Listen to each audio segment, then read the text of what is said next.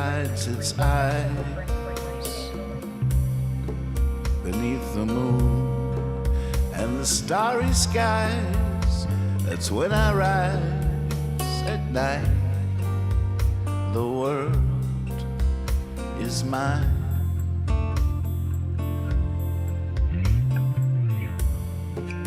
When the town is sound asleep,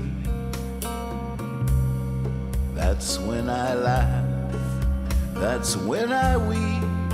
Oh, for going deep at night. The world is mine.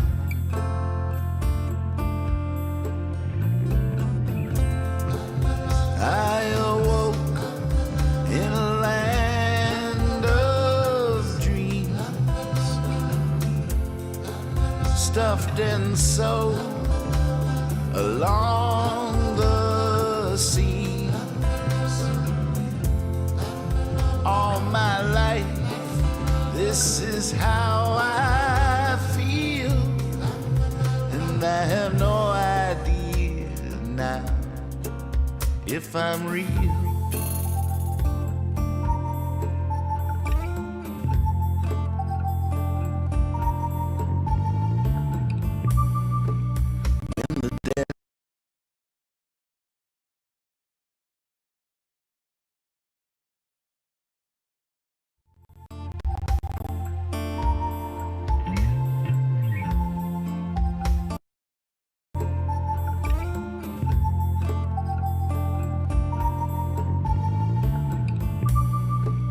When the dead of the city pales next to the song of the nightingale, oh, it never fails at night. The world is mine.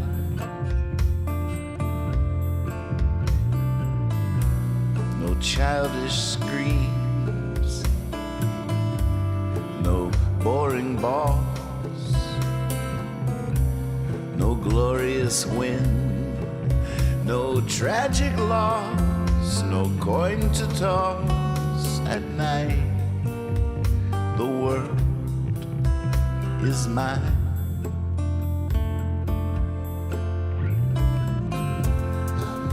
I awoke in a land of dreams, stuffed and sewed along the seams. All my life, this is how I feel, and I have no idea now if I'm real.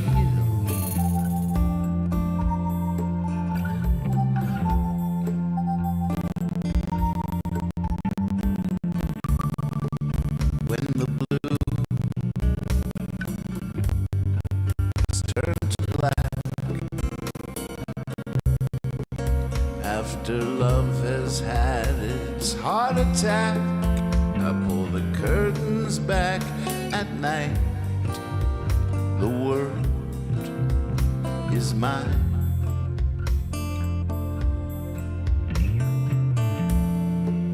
Now to you I must bid good night.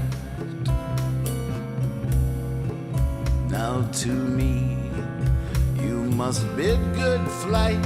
Yeah, out of sight at night.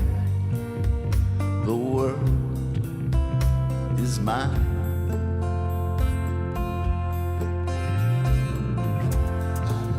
I awoke in a land of dreams,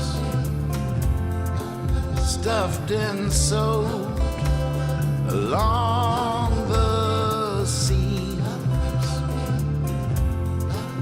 All my life, this is how I feel, and I have no idea now if I'm real.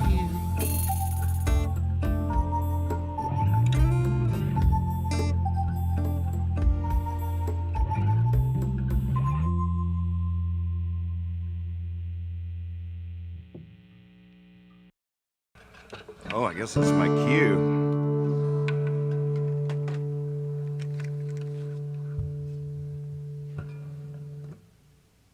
American Night Owl.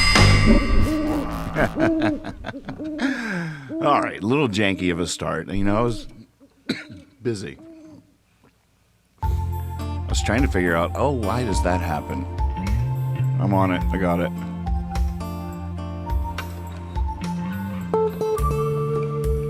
It's the sun. Man, this is the hardest song to lay a bass track down. I gotta get Alexa on that because it's crazy. There's diminished chords.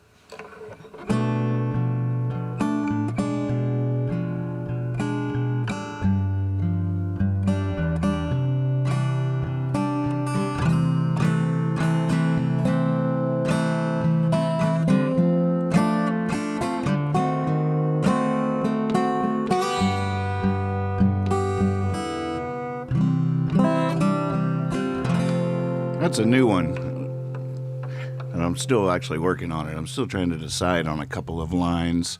Speaking of which, one of the new songs I debuted Tuesday night got a complete new whole. It's a completely different song now. I had a whole revelation last night, very inspired night. I was like, oh man, it just hit me. And so none of the words I sang before are in there anymore. Some of it will be familiar. But I'm pretty psyched about it. I'm going to share it with you here in a little bit. But it's pretty cool. I played it like 5 times today in the kitchen upstairs on full blast. So you might want to go into your kitchen and get some speakers. Get in your headphones. You're going to want some headphones to hear this track.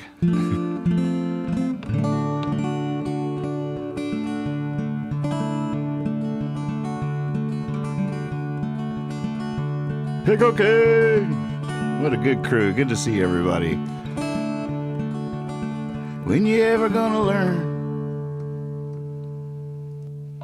It's not the songs, even though the moon is full.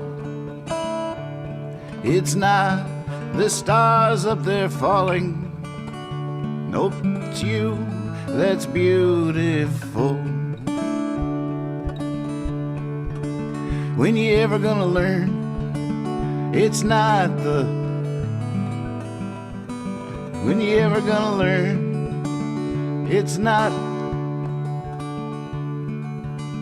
the money. It's not your lovely friends who are never dull. It's not the flowers in the city. No, it's you that's beautiful. Ba-boom, ba-boom, ba-boom goes your heart. And marks in time the rhythm of the view. Ba-boom, ba-boom, ba-boom goes your heart. And the ocean, thanks to you, is blue.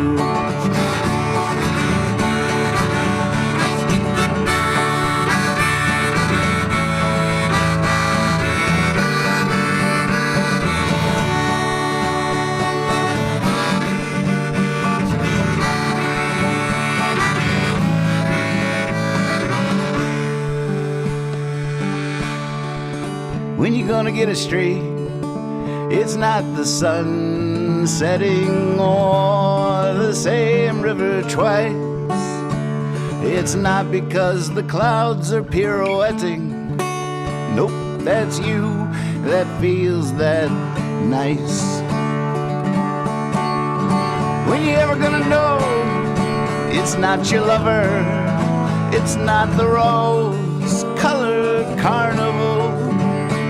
You might swear you see it in some other. Nope, that's you, that's beautiful. Boom, ba-boom, ba-boom goes your heart. And marks in time the rhythm of the view. Ba-boom, ba-boom, ba-boom goes your heart. And the ocean, thanks to you, is blue.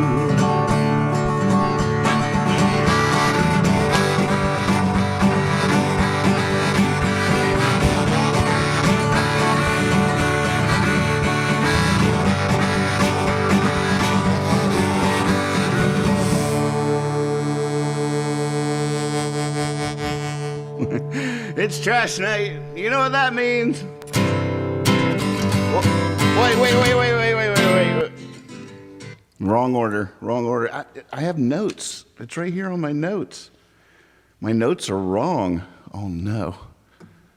We got bad notes. You know what that means?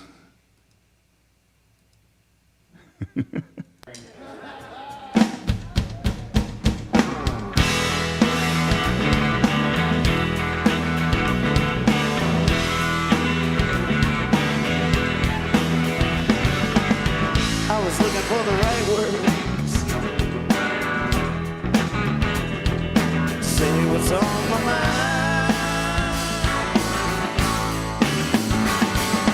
I've been looking everywhere for quite a long time, when I saw a little sign hanging in a window, and that little sign said everything. Everything must go. Funny, that's what I was thinking. Walking down the road,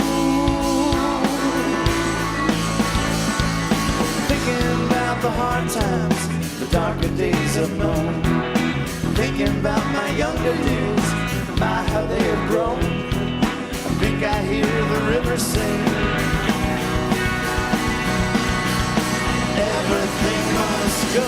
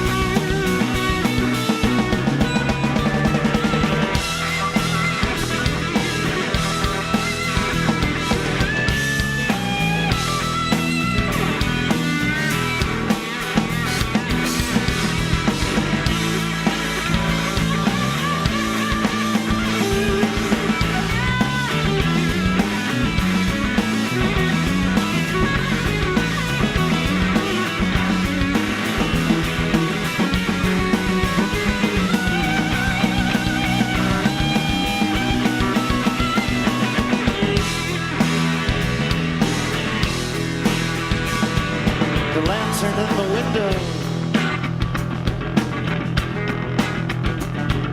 The ships that pace the shore.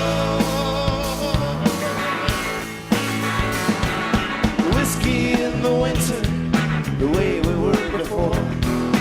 Pointing to that great sky, saying we will one day know.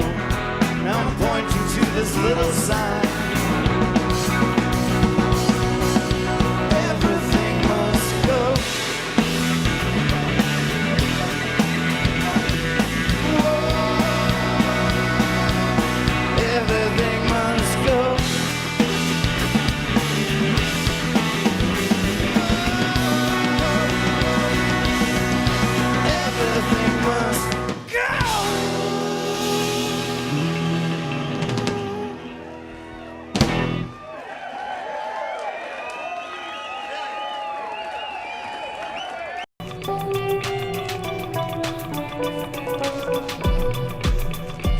Tomorrow night, 11:30, sharp. Alexa's coming over. Friday night, get right. Tell your ma, tell your pa, our love's gonna grow wall to wall.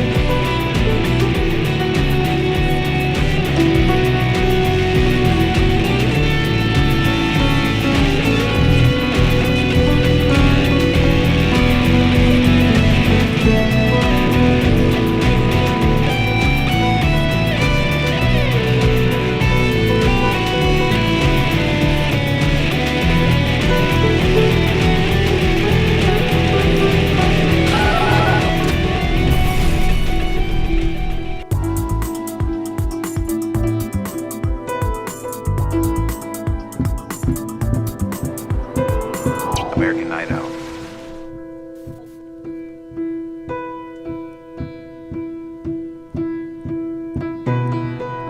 I was just playing along to the music, and now I'm here, and I have no idea what this could be. I'm not a very good piano player. I'm in B right now. That sounds impossible.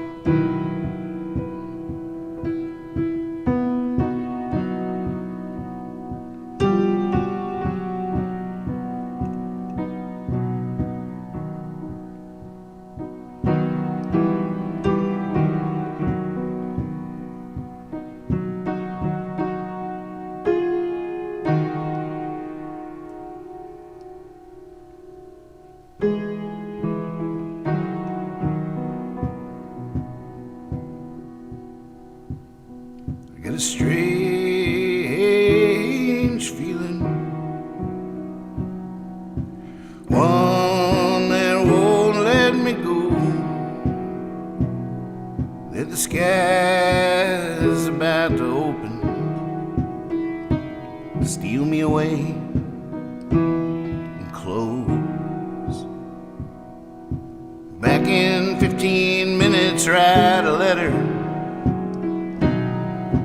Back in 15 minutes, write a song. Back in 15 minutes, write a novel. Back in 15 minutes, right or wrong.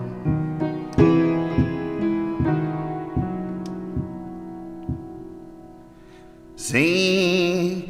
Peter, here's all my money. Let's forget you saw me. Just put me back in what I had on, and we'll blame it on dreams and running, oh, from the new day, from the new dawn. Back in 15 minutes, write a letter. Back in 15 minutes, write a song. Back in 15 minutes, he'll write a novel. Back in 15 minutes, right or wrong.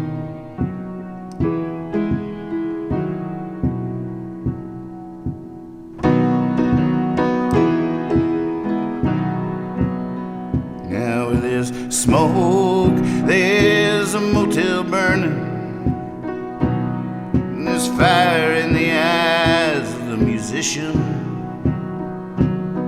and the road is hopefully forever turning, like the world is spinning. Back in 15 minutes, write a letter.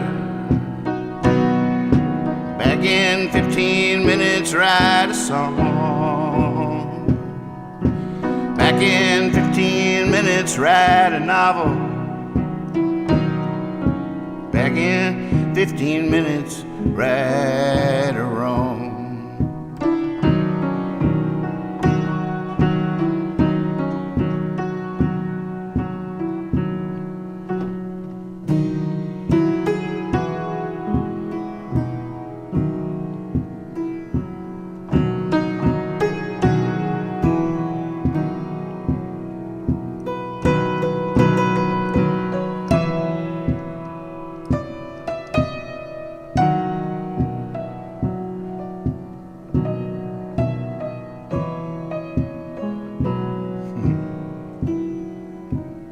I just had to step out towards the ceiling,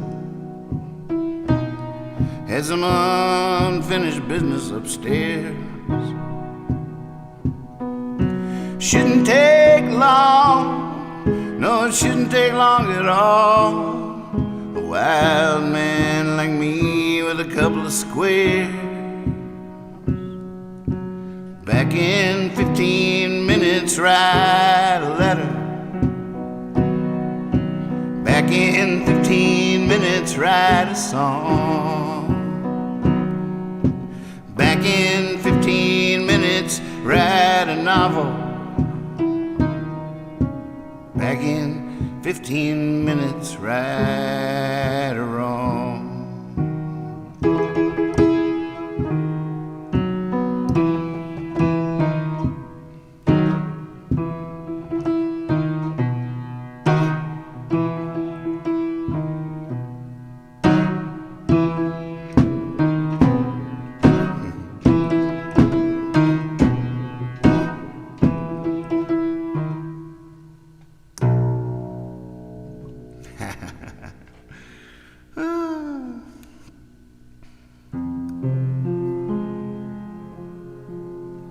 Seems like it's working.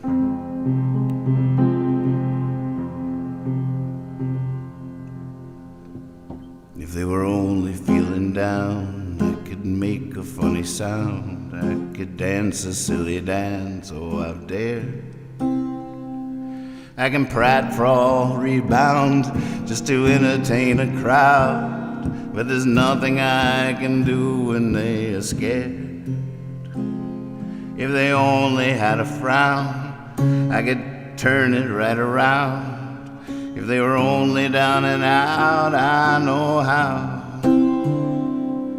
What am I gonna do now? It's a bad time to be a clown. Oh, the flower in my lapel has a dried up empty well. They used to hold the flower, water that I'd squirt. Now I give the ball a squeeze, it just puffs a tiny breeze. Oh, no one's whistling while they work. If they only had a smile, I could play with it a while. If they only wanted style, I know how. What am I gonna do now? It's a bad time to be a clown.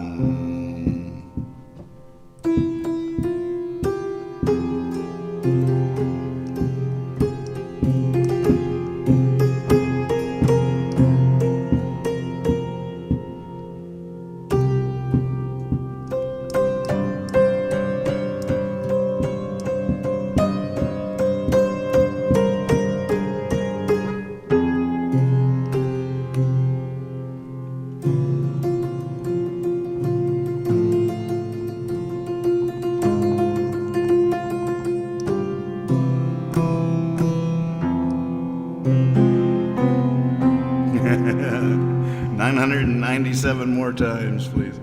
Oh, man. Oh, no, nobody knows unless they got a big red nose just how much it blows to read this news.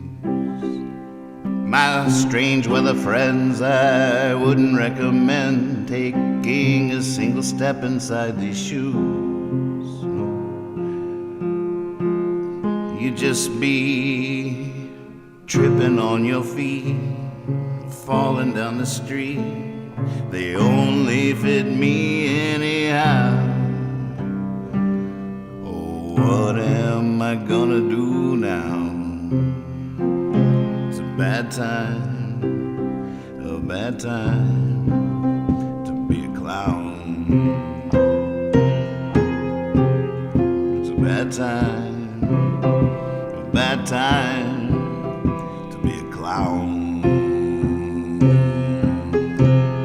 It's a bad time to be a clown.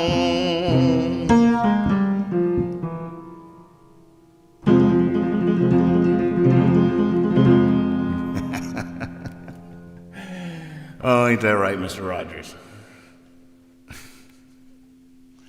Man, that is creepy. Woo! I'm glad the cast couldn't completely see all that. That is frightening. Don't come into the Discord at the moment, folks. Would not recommend it. Wait a few minutes before returning to the Discord. In fact, Adult Swim, everybody out of the pool. 15 minutes, you're gonna get cramps. That song was trickier than I thought it was gonna be. Daggone, but that's gonna be fun after played it another 100 times. That's gonna be fun. That's so hard.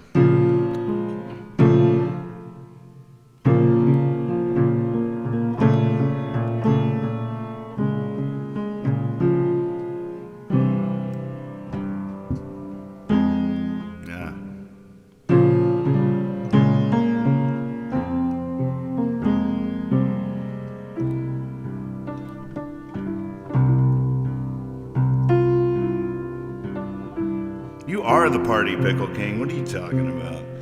Come for the party. You bring the party.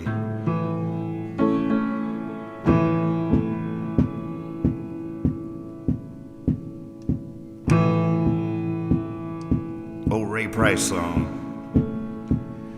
Ain't no chain strong enough to hold me, ain't no breeze big enough to slow me. Never seen a river too wide.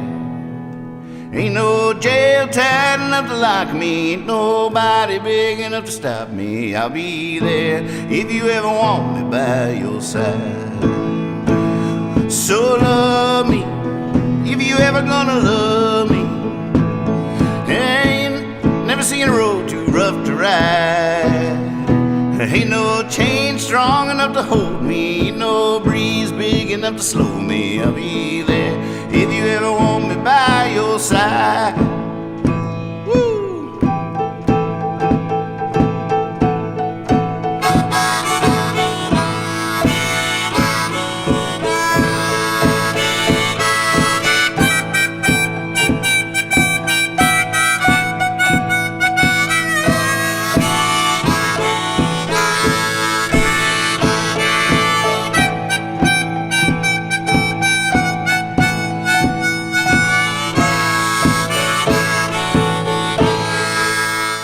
There ain't no rope stout enough to bind me. Look for me, honey, you'll find me any old time you're ready with your charm.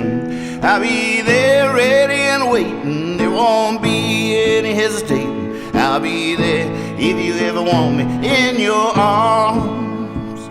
So love me if you ever gonna love me. Never seen a road too rough to ride. Ain't no chain strong enough to hold me, ain't no breeze big enough to slow me. I'll be there if you ever want me by your side.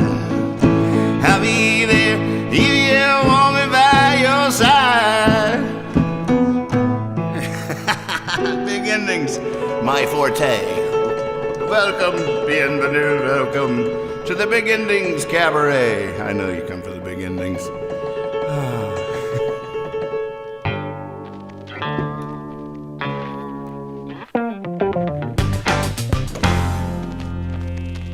American Night Owl.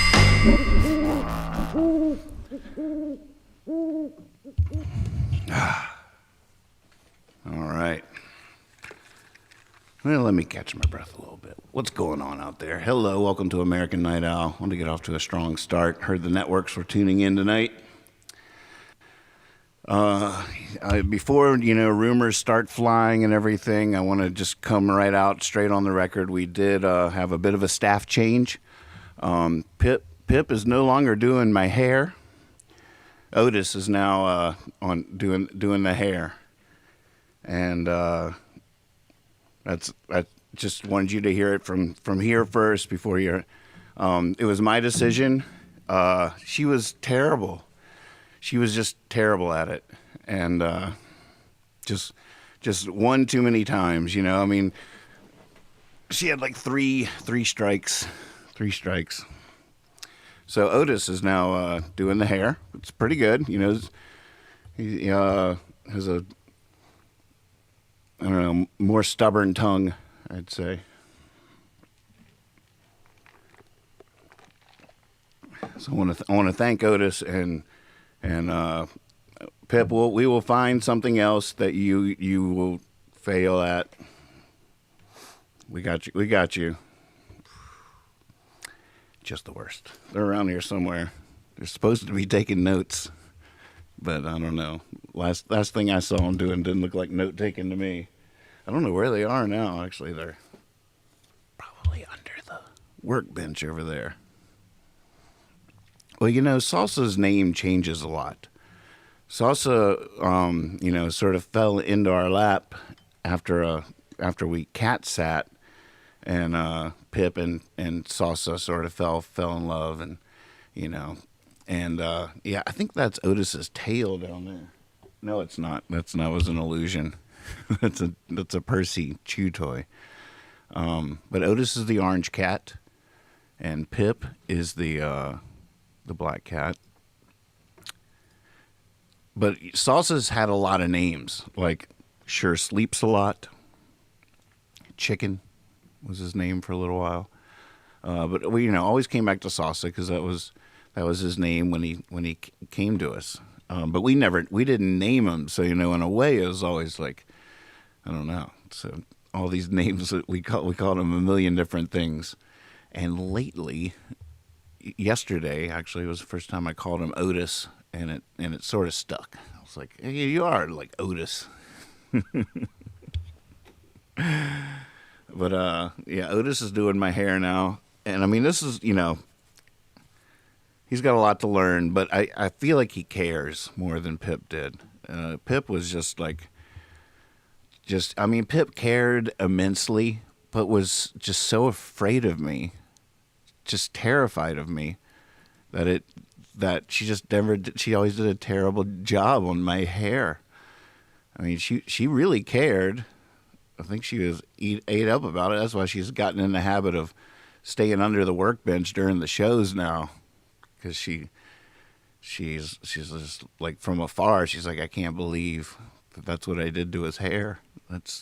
I'm probably fired. Poor thing. Was right. Poor thing was dead on. You're out. Done. Find something else for you to fail at. Magpie says, nice. I tried to change my cat's name, but ended up eventually with name. Well, you see, Salsa will always be Salsa. There's a certain truth to that. It's an interesting limbo, actually. Reminds me of my cousin Eric, who was Eric all my life, went off to college and became Steve. And then he was Steve to this parallel universe. I'm just like, what is, I couldn't accept it. And he tried to make us all change his name to Steve. Like, please call me Steve. I'm Steve now. Never could do it. Just couldn't do it. I try. Now he's Eric again. Sorta.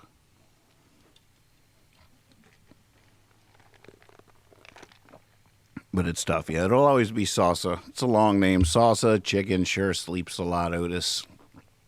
The first.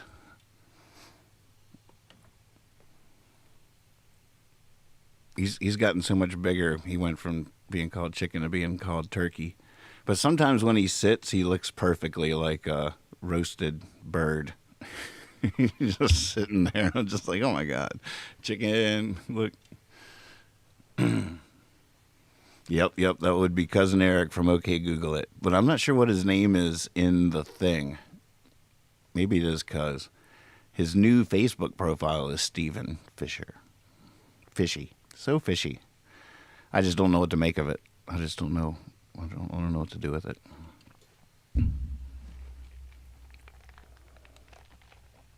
Should I play y'all my new song? I'm a Steve, but stick to calling me Squig. Squiggy. Squig. Well, it's good to see all you guys. So like I said, there was a song I debuted Tuesday night, and it is completely different now than when I sang it acoustically. I recorded a demo, and in recording the demo, I was like, these words aren't cool enough. And so I started from scratch and came up with a whole new thing. So I don't know, should we play that now? I feel nervous just because I was up all night working on it, and then it's only 3 minutes long. I don't know what to do with it. I could procrastinate longer. I could sing something else live first. I'm getting some exciting, some Get It Brother, some Let Her Rip. All right. Just change the lighting in here a little bit.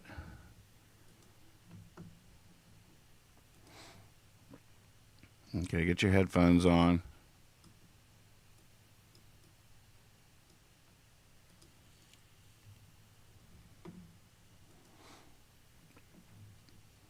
All right, you ready? Oh my goodness.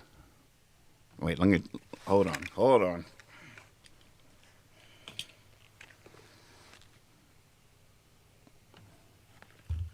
Okay. We're going in. Maybe I'll lip sync it. Maybe I'll just smoke and listen.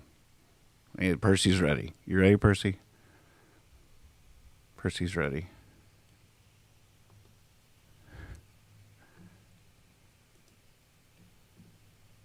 My Zoom screen is like shooting at it. I'm just like, oh, I hope the zoom is in the right spot. It's like, it's different for every cool picture that people post up. But sometimes you get really lucky and you just go for it. You just hit the zoom button and it goes bam, and it's perfect. When I find one I really like, I can scroll down to the picture so it's framed in the shot, and then new posts don't edge it up. If I sort of choose it by scrolling to it, we're going to be making some awesome videos on the fly with the animated GIFs. Let's do a poll. GIF or GIF? GIF or GIF? That's another one. You talk about names. I cannot commit personally to GIF or GIF. I can't do it. I can't pledge allegiance to one of those pronunciations. It's both every freaking time now. Are you going to do a GIF thing? I mean, it's look at that. See, right there, GIF and GIF right next to each other in the chat. Can't we all just get along? GIF. GIF. I propose GIF for 2021, or GIF. Then there'll be a whole war about which comes first. All right, well, we agree to the compromise, but it's going to be GIF. Well, we agree to the compromise, but it's got to be GIF. What if we flip a coin? Well, then we could just flip a coin on the whole pronunciation. Well, oh, that's true. Percy, you want to roll the die? I don't know. Oh, right, we're going to listen to the song. Are we going to listen to the song? Is that... Oh, man. All right. Get your mood lighting. Get your headphones on. Here we go. Let's do this.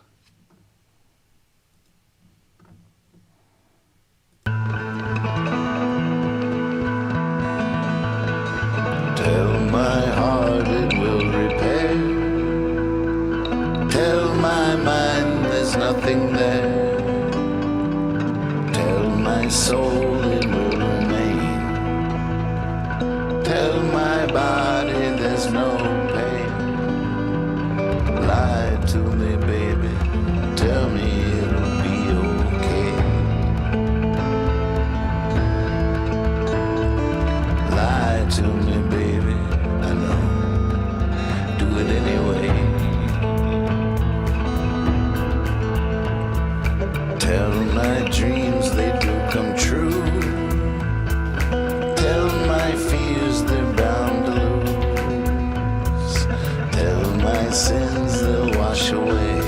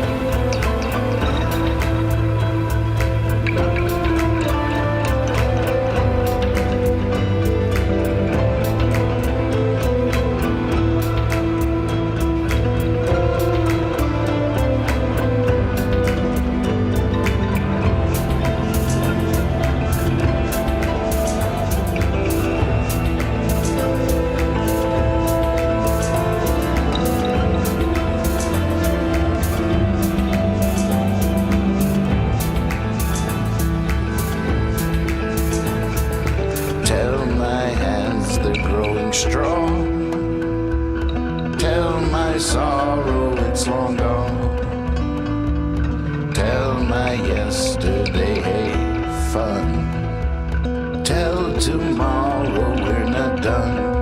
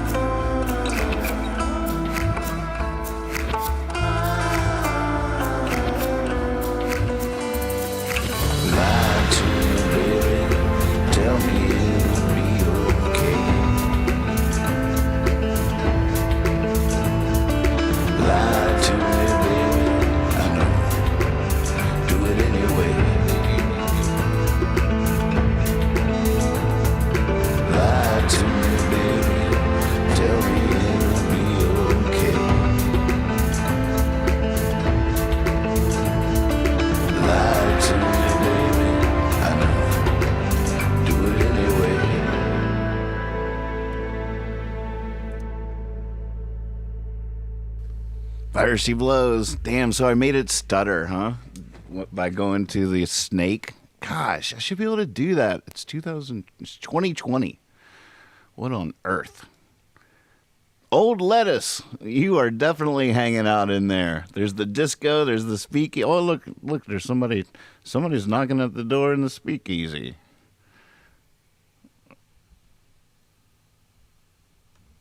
Hello?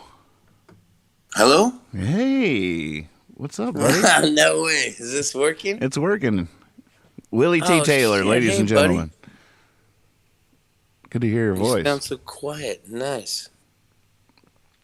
Yeah, the microphone for the show is not the same one you're hearing me through, so I'm quieter to you than I am to the show. Oh no, that's nice. Like I don't even know how to hear the fucking show unless I go on YouTube, and then when I go off of YouTube, I don't hear anything. So I forgot how to do any of it. But I just wanted to talk to you. What are you doing? You want to show your face? Yeah, I would love to. There's a little camera button on there. How do I get your face to show? I'll do that. Here, hold on a second. Wait, I'm in speakeasy speakeasy right now. I gave you an invite. I'm What already should here. I be in right now? You're good. Just cut on your camera. Do what? Just cut on the camera. There's like a click on the screen and look at the bottom, and there's like a camera. There you go. Oh shit! There you are. There you are too. Here, Hey, buddy. I got one little thing I got to figure out, and then I'm all yours. Here. Yeah, that's my my life in a nutshell. What's going on, man? Oh, there's so many things going on, man. I sort of willed you into calling in tonight because I was. Oh, dude, I got the memo, homie. Yeah. Like I definitely did. There's a lot of magic going on. Yep, 100%. Yeah, I listened to.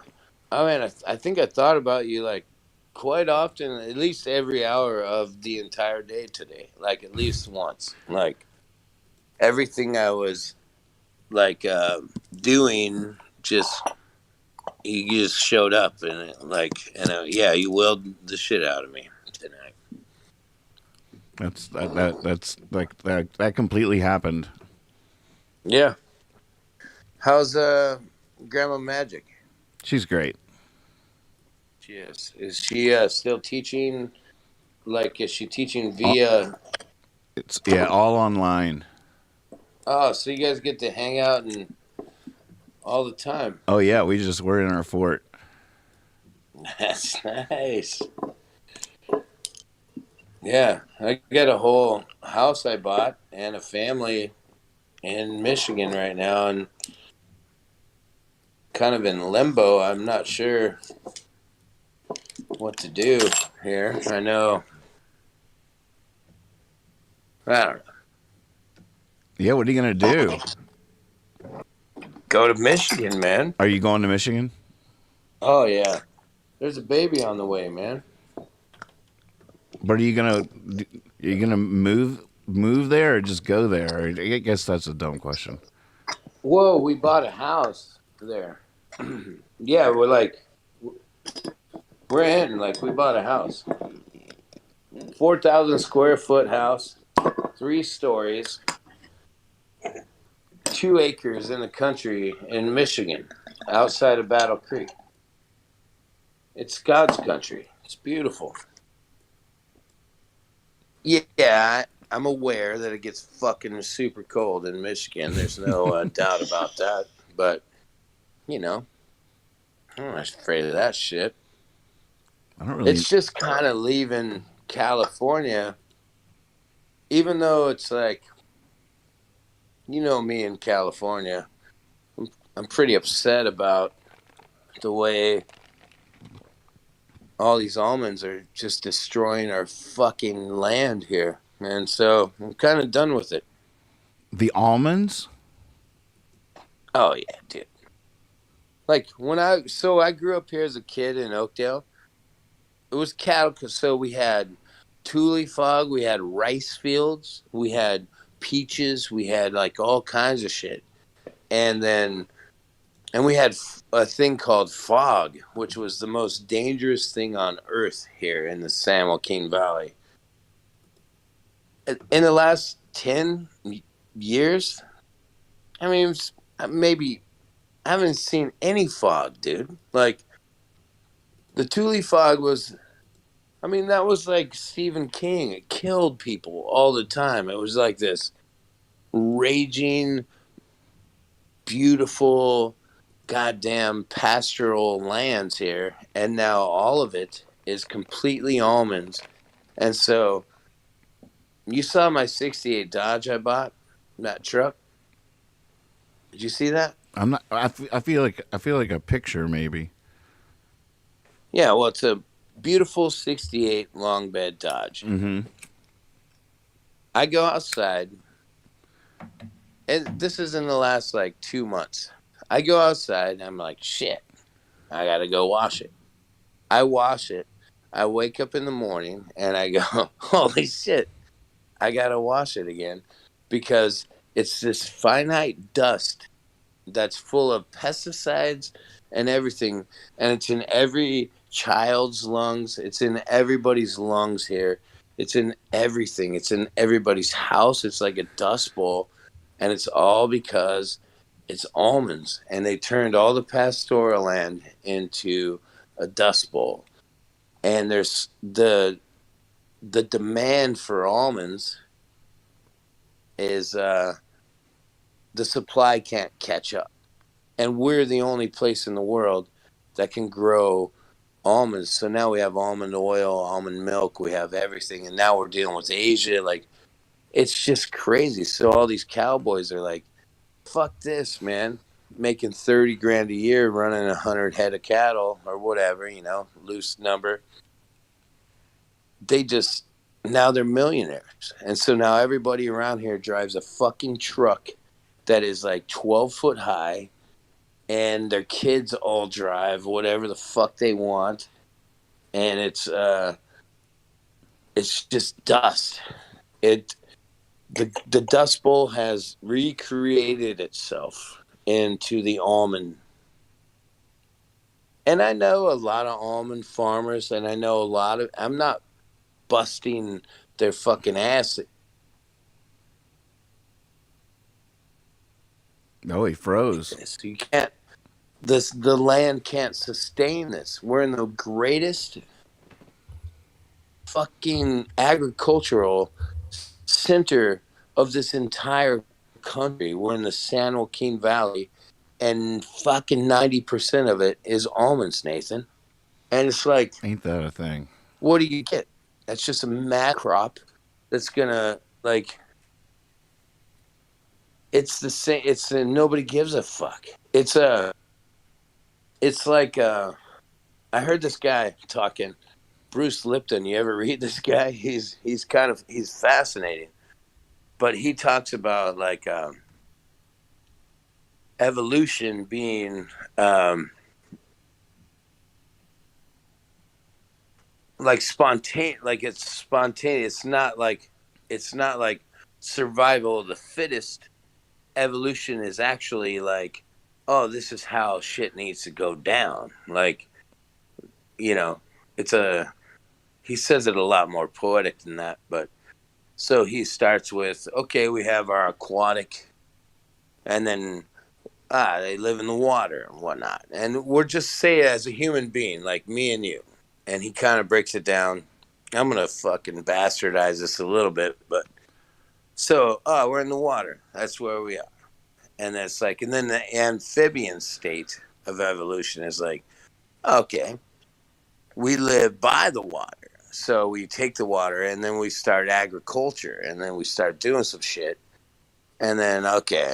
And then next we have lizards. You know, we have reptilian. And reptiles are kind of like, here we go. We have the industrial age. And now we're in the industrial age. And the industrial age is like, fuck. We only live for the fucking day. We don't give a shit, you know? And Native Americans are like, in this country that we live in, we're like, we have to consider at least 7 generations of our kids and like, and on what we do. And so then after you have, you know, reptilian, you have the aviation. So now we take flight. Now the Wright brothers, and now we're starting to fly. We're the birds, and blah blah blah blah. And so then the next level is mammalian, and mammals nurture. And so like in this point of our life, like we went through all this shit, industrial age, aviation, and now we are at a point where all of these things exist together, which is kind of fucking wild. But we also have the mammals that want to nurture and be like, hey, we got to nurture this shit. We're not just going to live for the day in this industrial age and all this shit. What the fuck am I talking about? No, Did I lose my train? Keep going. I might be distracting you just because I'm working on a new camera angle for us at the same time. No, I'm not even looking. I just forgot what I was talking about. But I was enjoying listening. Yeah, but so we're at a space where all these things live together, and so in the generation of the world, like, are the evolution of the world, everything has been catastrophe of like something. We're in the first time of the world that it's it's fucking humans' fault, you know? And through evolution, they're saying, we evolved. Like, if you go to Darwinism and it's like, oh yeah, we evolved survival of the fittest. It's like, no, we fucking adapted into this crazy shit, and it's not survival of the fittest. It's fucking brilliance. Like, it's this amazing, you know, spontaneous evolution that could look like that, but it's not. It's like, it's really fucking thought out. It's because it's a brilliant thing. And now we have all these things that used to, a catastrophe would destroy the dinosaurs. And now, so the dinosaurs are the oil and the industrial age. Like, we're using their fucking fermented flesh to create the industrial age that is spontaneously, like, we just live for the day. We don't give a fuck what's happening. So we're running on that kind of thing. It's just a thought I've had today. Yeah, I just actually was listening to this guy talk, and I really enjoyed it. I think about stuff like that all the time myself. I enjoy hearing you talk about it. Yeah, and so the mammalian phase, like, we're very caring. Like mammals are like, you need to suck on a titty and you need to fucking cuddle up. It's bedtime. Like, you know? And now we're dealing with every one of those things, from water to amphibian to aviation to industrial to mammalian, Right. lizards to Luckily, every- that carrying capacity is the thing that might be able to is the only thing that will enable us to not die like the dinosaurs. well, right. And then and this brought a We thought, could like, stop it. We're like, oh, it's coming. The ice age is coming. Let's build warmth. We care and so exactly. But so this is another thought of like when people are like, oh yeah, there's like lizard. Oh, by the way, people. before I forget, Kendi loves you. Oh, I love her so much. Isn't she just? You're getting a lot of love in the chat, actually. Hey, are we like live talking with people? Yeah, we're live. Oh, hey everybody. Yeah. Oh shit. You How can, about that? you can look at in the Discord if you want to talk to them directly. You can just click on Hippie Fiasco live chat. I'm on the speakeasy. I know That's all I know. it takes some getting used to, but you can do all kinds of things in Remember, here. I started getting used to it, and then it just like started. Oh man, yeah. And then I got off of social media, and I'll tell you, and I started meditating. Like, fuck, dude, shit's real. I like walk 8 miles a day now. Jeez I'm Louise. felting up. Like, I'm not like lumpy tea anymore. Like, Wow. I'm kind of focusing on becoming fucking nothing, really. Like, and just like, what's really a problem in all this? That's what I've been up to. I don't know. And making the new record. God damn, you gotta hear it's sounding so good. It's sounding so good. I've been hearing it. Did you get all the TK cuts? Yep. Oh man, did he just fucking Amazing. Thin Lizzy? Amazing. Oh, yeah. So good. I can't wait for it all. I can't wait for you to get on it. Like, it's coming along, man. And you want to know something that happened today? This is real shit. You know me, I'm kind of like, here we go. Bash. Oh, there's something shiny. Bam. Yeah, I'm all over the place a little bit. But once I started meditating, this is real shit. And I know that people out there in Discord are like, welcome. And I'm like, yes, okay, finally. Like, I kind of calmed down in life a little bit. And I woke up this morning at 6 a.m. and I was like, whew, and I put on my meditation on my Audible because I'm not very. What is that? Someone talking you through it, or just music, or something? It's this guy that's fucking fascinating, man. And when I've been reading all his books. Who is it? Joe Dispenza. He's this guy. Anybody out there in Discord read Joe Dispenza? Like, spell that last name. D-I-S. Dispenza. P-E-N-Z-A. He's this guy who I watched on this documentary one time. He's like, yeah, I got hit by a fucking truck. It crushed like six vertebrae in my spine, and they were gonna do this major surgery with these rods in my back. And I was like, I don't know, fuck that. I think I can fix this. And he didn't have anything to do because he was just fucked up. So all he did was meditate. And the way he described it was like, it was not fucking easy, man. Like, I kept doing the process, rebuilding my spine, and I would fuck up.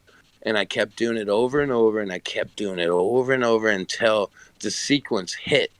And once the sequence hit, and I'm like, oh, that's a fucking song, you know, that's a song. And it, like, I understand that. And he's like, and once that song, in my mind, I'm like, once that song hit, I just kept singing the song. And he's like 4 months later, the dude's walking around and he rebuilt his entire fucking spinal column. And I'm like, I can get behind that. Like, I understand that shit. Like, that's something. And so it's just, I dove in. I dove into there's a lot of weird shit. There's some cool shit, but I understand what this dude speaks. And it hit. And he's like, you have to go to where you're nothing. And you got to get the fuck out of your way, and then let your body just go, all right, I'll take care of this. You stay out there for a minute, and I'll fix it. And that's meditation. I started to understand, like, I get it. Makes a lot of sense. It does. And so this morning, I woke up, did my meditation. And this morning, like 10 minutes in, I checked out, and then like I woke up at the end, and I'm like, holy shit, was I like actually checked out, or did I fall asleep?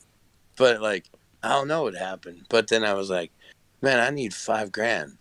That was like my first time. I'm like, I need $5,000 to help finish my album.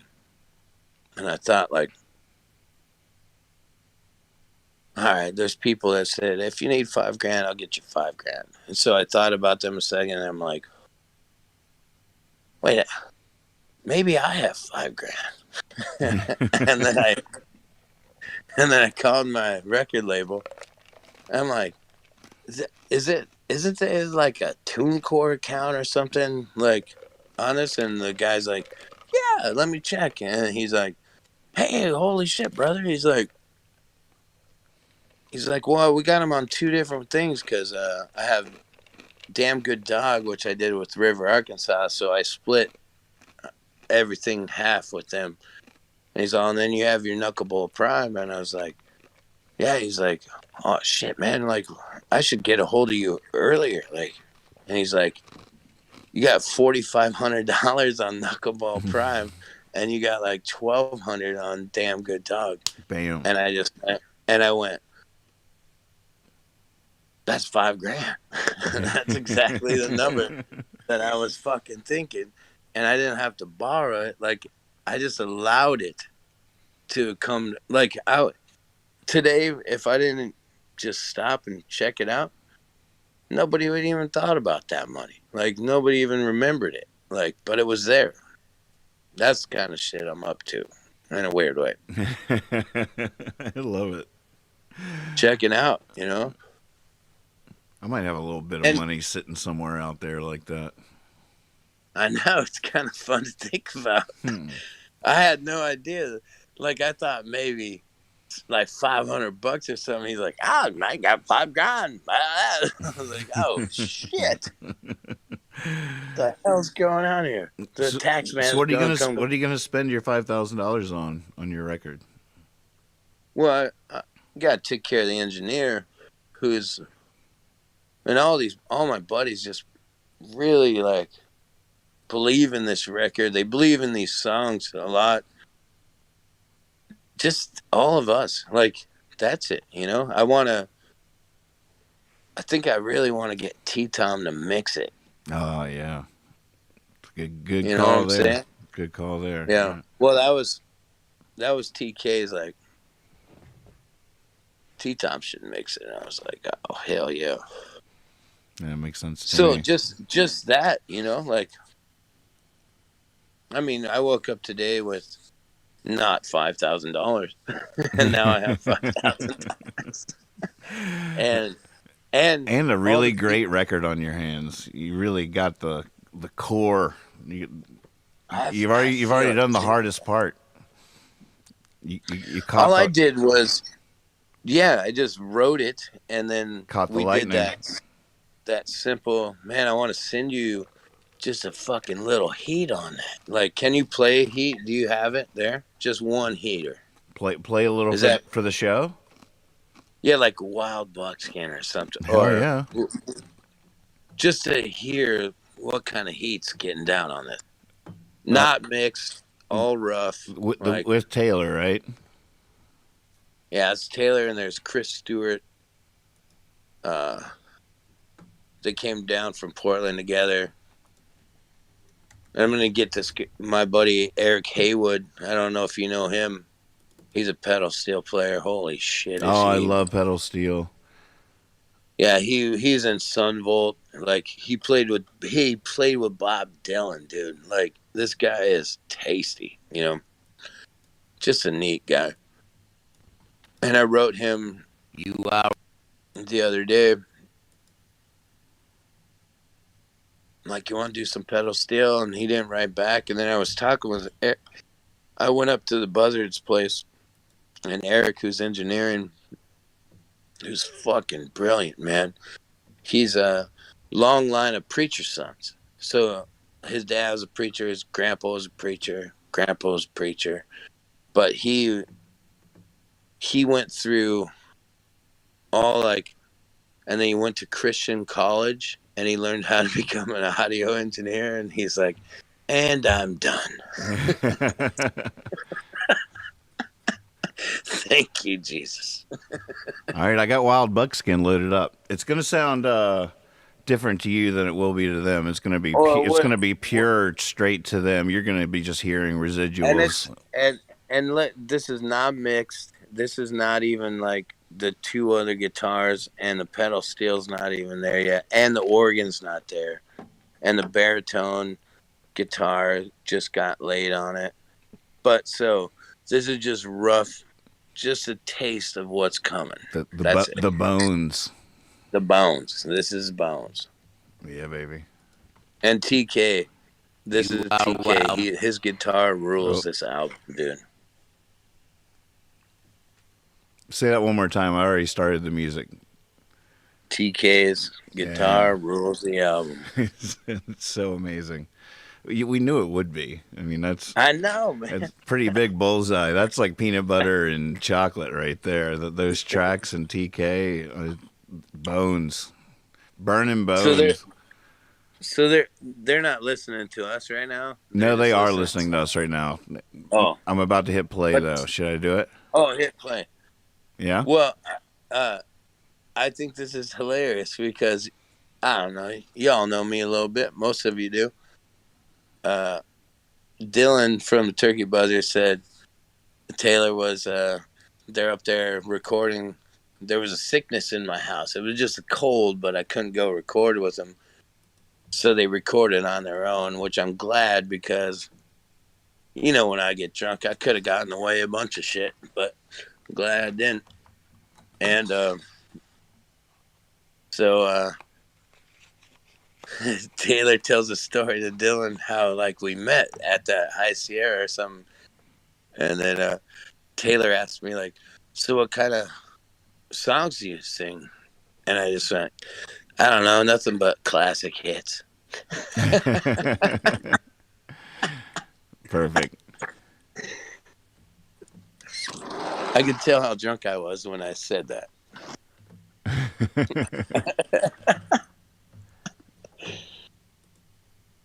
So I just realized that when I try to play a song and show us at the same time, the stream can't handle it. So I'm gonna just I'm just gonna put up a picture.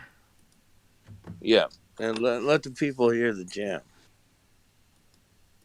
See what they think. Yeah, you ready? Ready? Here we go.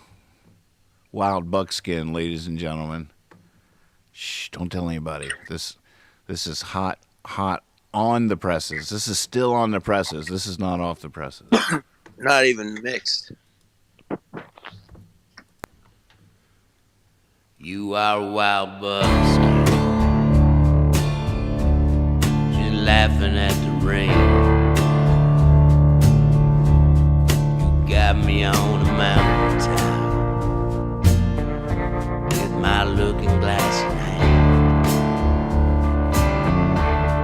I'm watching every move you make as you're tearing through the plains.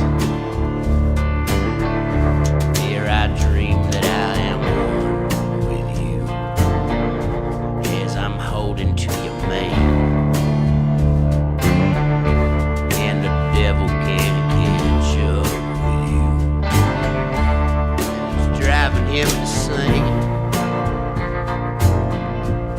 You are a wild bug skin, and I hope you never tame. Yeah, I hope you never tame. I hope you never tame. I hope you never tame.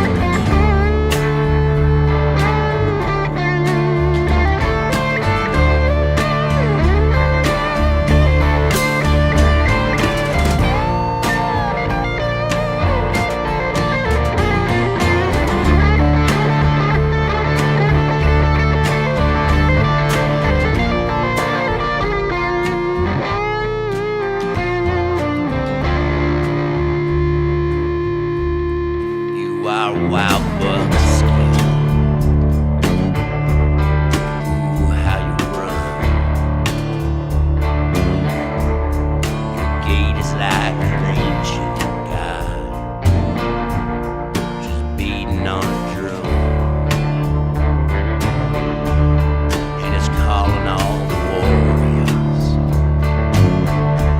and they're coming one by one.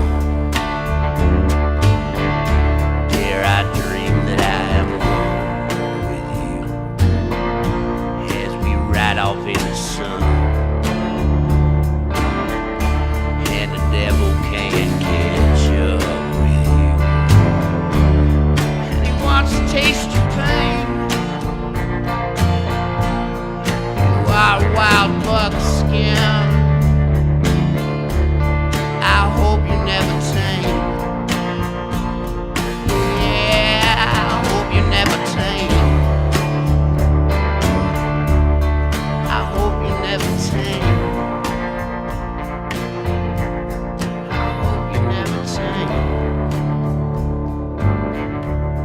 I hope you never tame. I hope you never tame. Holy moly. So good. Hey, what do you think about this video? So I definitely heard that like terribly shitty, but everyone else heard It was that pure. like it should be. Pure, yeah. Oh, Yeah. isn't that fun? It's so fun. That's a- Holy moly. I got this idea. I could use a good fucking filmmaker if they're out there.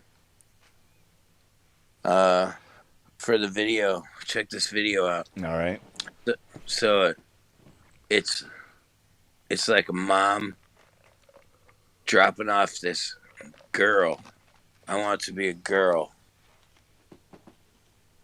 And at the grandparents' farm, and so there's no music going or anything, and she hugs the grandparents or whatever, goes and gets a fucking Coke out of the fridge, and then like runs down the porch and goes to the barn, and then opens up the barn,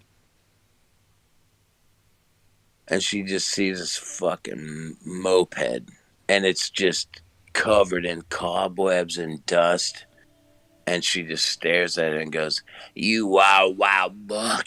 10 minutes starts, and she's like, "Oh, okay," and then she's like, and then it breaks. right from there to where she's cleaning it up and she's like working on it and she's doing all this shit and like getting it ready and she's cleaning the carburetor, she's adjusting the brakes and that's all. And then right when the solo starts, it's like she's wearing this fucking helmet and these goggles and a cape and she's just riding this motherfucker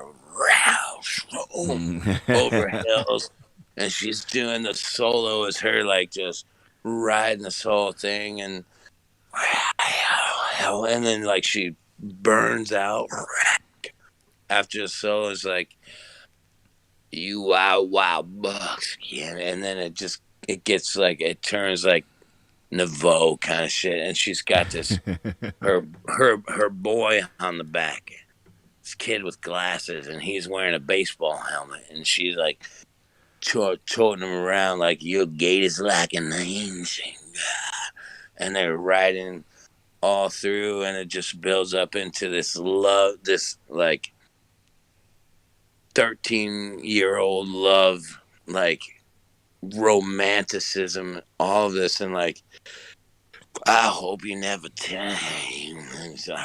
It's like this dust. They're burning out. I hope you never time. And it's like this crazy moment. That'll be And unbelievable. But at the end, it just goes back to the girl holding the Coke, and she drops it, and the moped's still covered in cobwebs and dust. Isn't that a beautiful video? Yeah, that's amazing. I want somebody to make that with me. Like, I'm already casting kids in my head and shit. I think my daughter, like, should probably play the girl. Isn't that a great video? I'm with you. Just 100%. Yeah. That's manifestation, right? Kendi says, of course, it's got to be a baseball helmet. Yes. Tech support says, do it with puppets. No puppets, man. This is some real shit. I was thinking about, so I don't know about you guys, but like in my life, like I always think about, I'm 44 going on 45 January 12th. But I always think of like 12. I think of like 8, 9. I remember 10, like 12, and then 13. And then all of a sudden, I just go to like 15 up for the rest of my life. And today, when I was walking to work, I pour beers at a brewery. It's very fun. It's very neat. It's like a vampire at a fucking blood bank. That's where I was. But I thought I had this vision of like, oh, I know what it was. Before I went to work, Young Guns was on. Young Guns in my mind is 1988. And I saw that Young Guns was 1990. And I went, oh, shit. That can't be true. Is that true? Well, it is true. And then I went, oh my God, that's the missing year. I never think about my true 14-year-old. And my true 14-year-old was when, you know the song Poets Game, right? Greg Brown? Oh, yeah. Of course you do. That was when. And God, I got a whole memoir on 14, homie. Like, it's insane. And I've always cherished it in my mind, but I never really put it into the time frame. I was 14 years old. Oof, holy shit. I don't know when the last time, Nathan, you just went on Spotify and just said, this is Greg Brown playlist. But I did it at work the other day, and we listened to Greg Brown for like 4 hours. That's easy to do. And everybody at this brewery was like, this music is fucking amazing, dude. I almost started crying on a I'm couple. sure I you was like, did. holy shit, this guy is stupid. God. Mm-hmm. And he's the guy, he's the guy. And this was 4 years later after this. After when I was like, oh, I really am. I'm a poet. Like, I understood 14. I understood this part of my life. And then when I saw him, I was like, teach me, buddy. And that was it. In one sitting, and I've told you this story, one sitting, I'm at this festival, Strawberry Music Festival, and Greg Brown is sitting there in a fucking, his sleeves are ripped off of some denim shirt. He's got his shades on, and he's just playing the set. And I'm like, that will be what I do for the rest of my fucking life. Yeah. Because whatever he made me feel, if I can get even close to making people feel like he made me feel, like, that's it. And that's then you all did I it. want to do. Then you did it. I feel like I'm still doing it. I'm still learning. Oh yeah, that'll never change.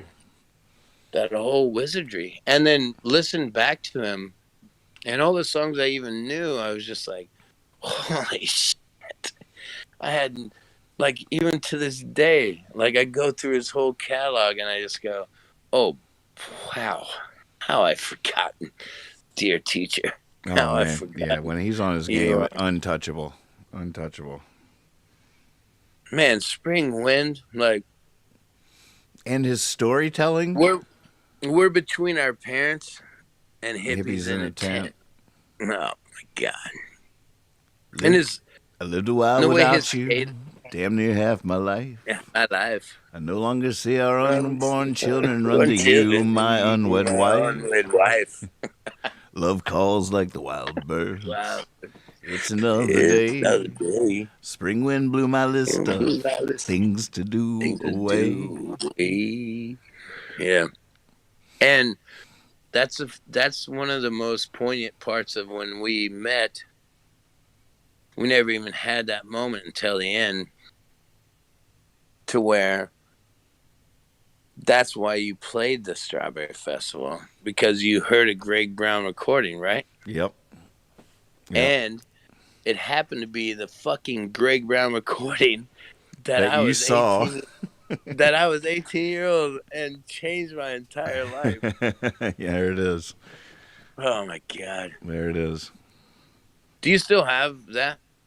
What? The bootleg recording? No. I bet it's online.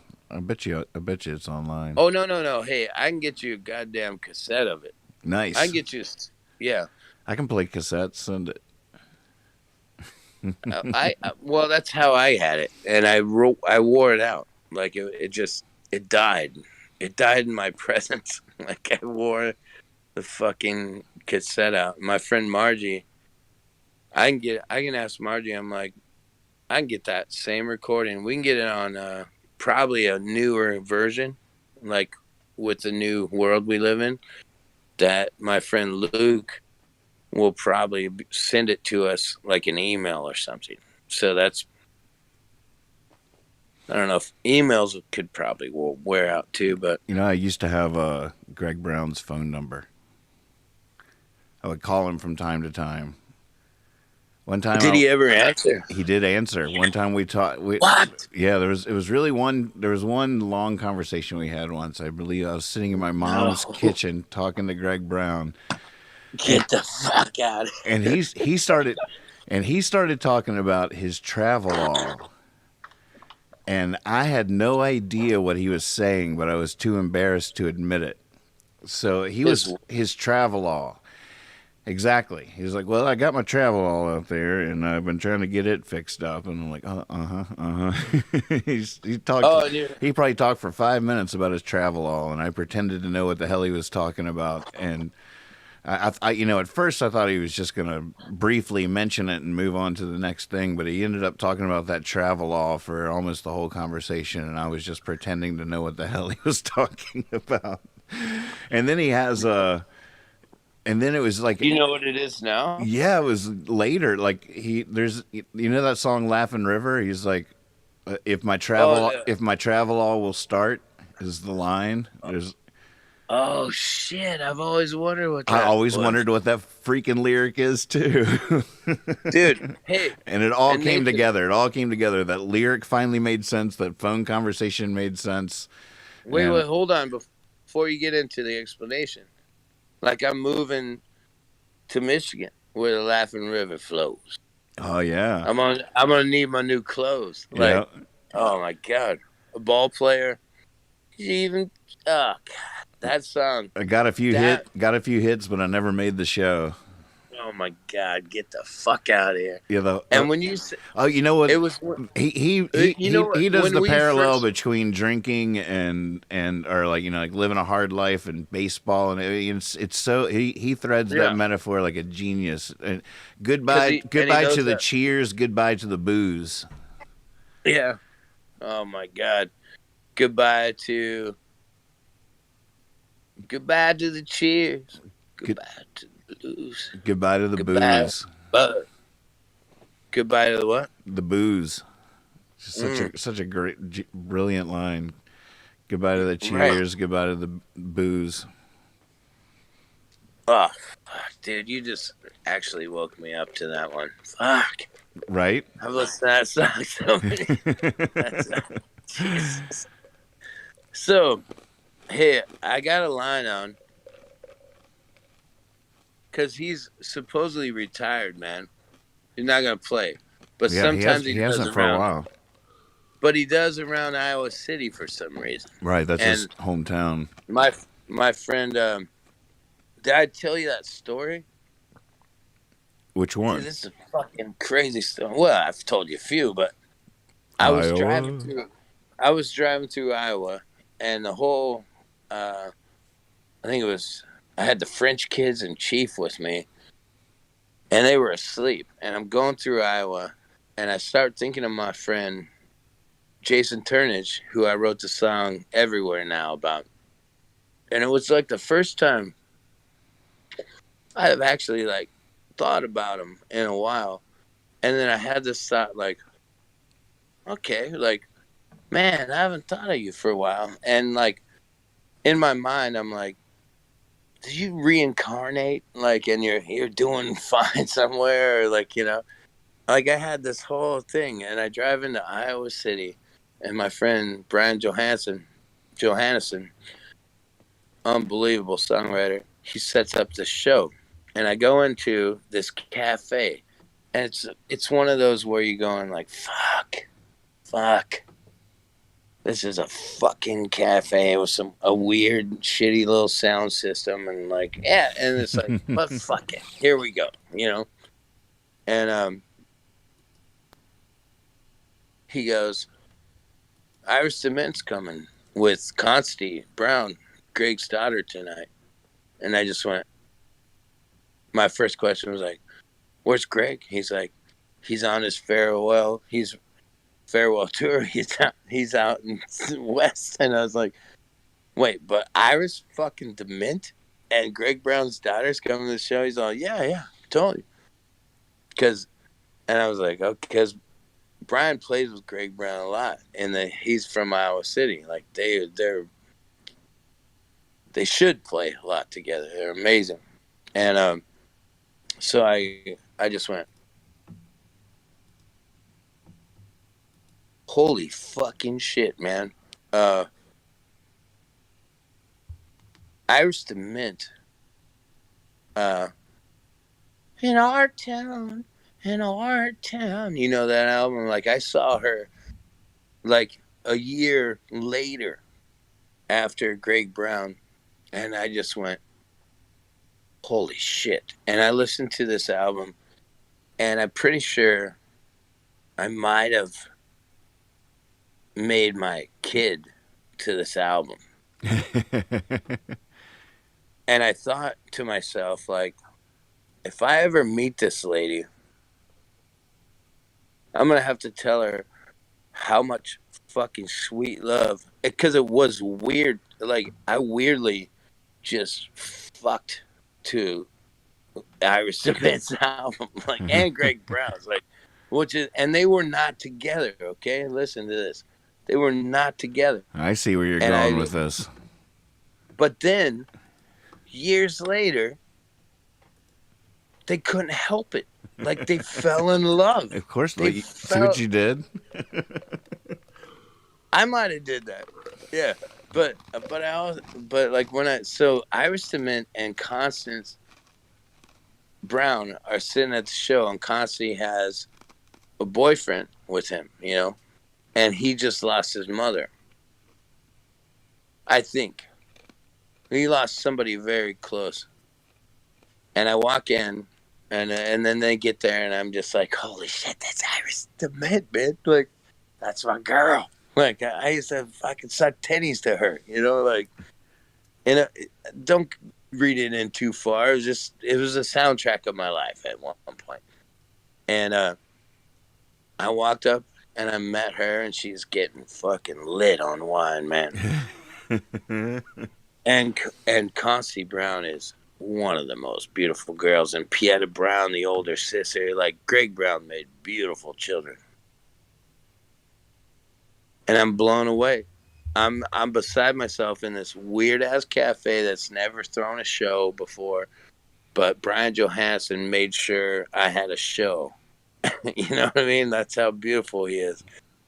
And I sit there and I talk, and I kneel down to Iris Cement, and I say, and I know that she's already married to Greg Brown. This has happened like a few years before, and I was like, you guys should have been. Like, both of you were the soundtrack of my fucking life. And I just understood it when they got together. Uh-huh. And I didn't say any of that shit. But when I met Iris Cement, I said, I always promised myself I'd tell you this.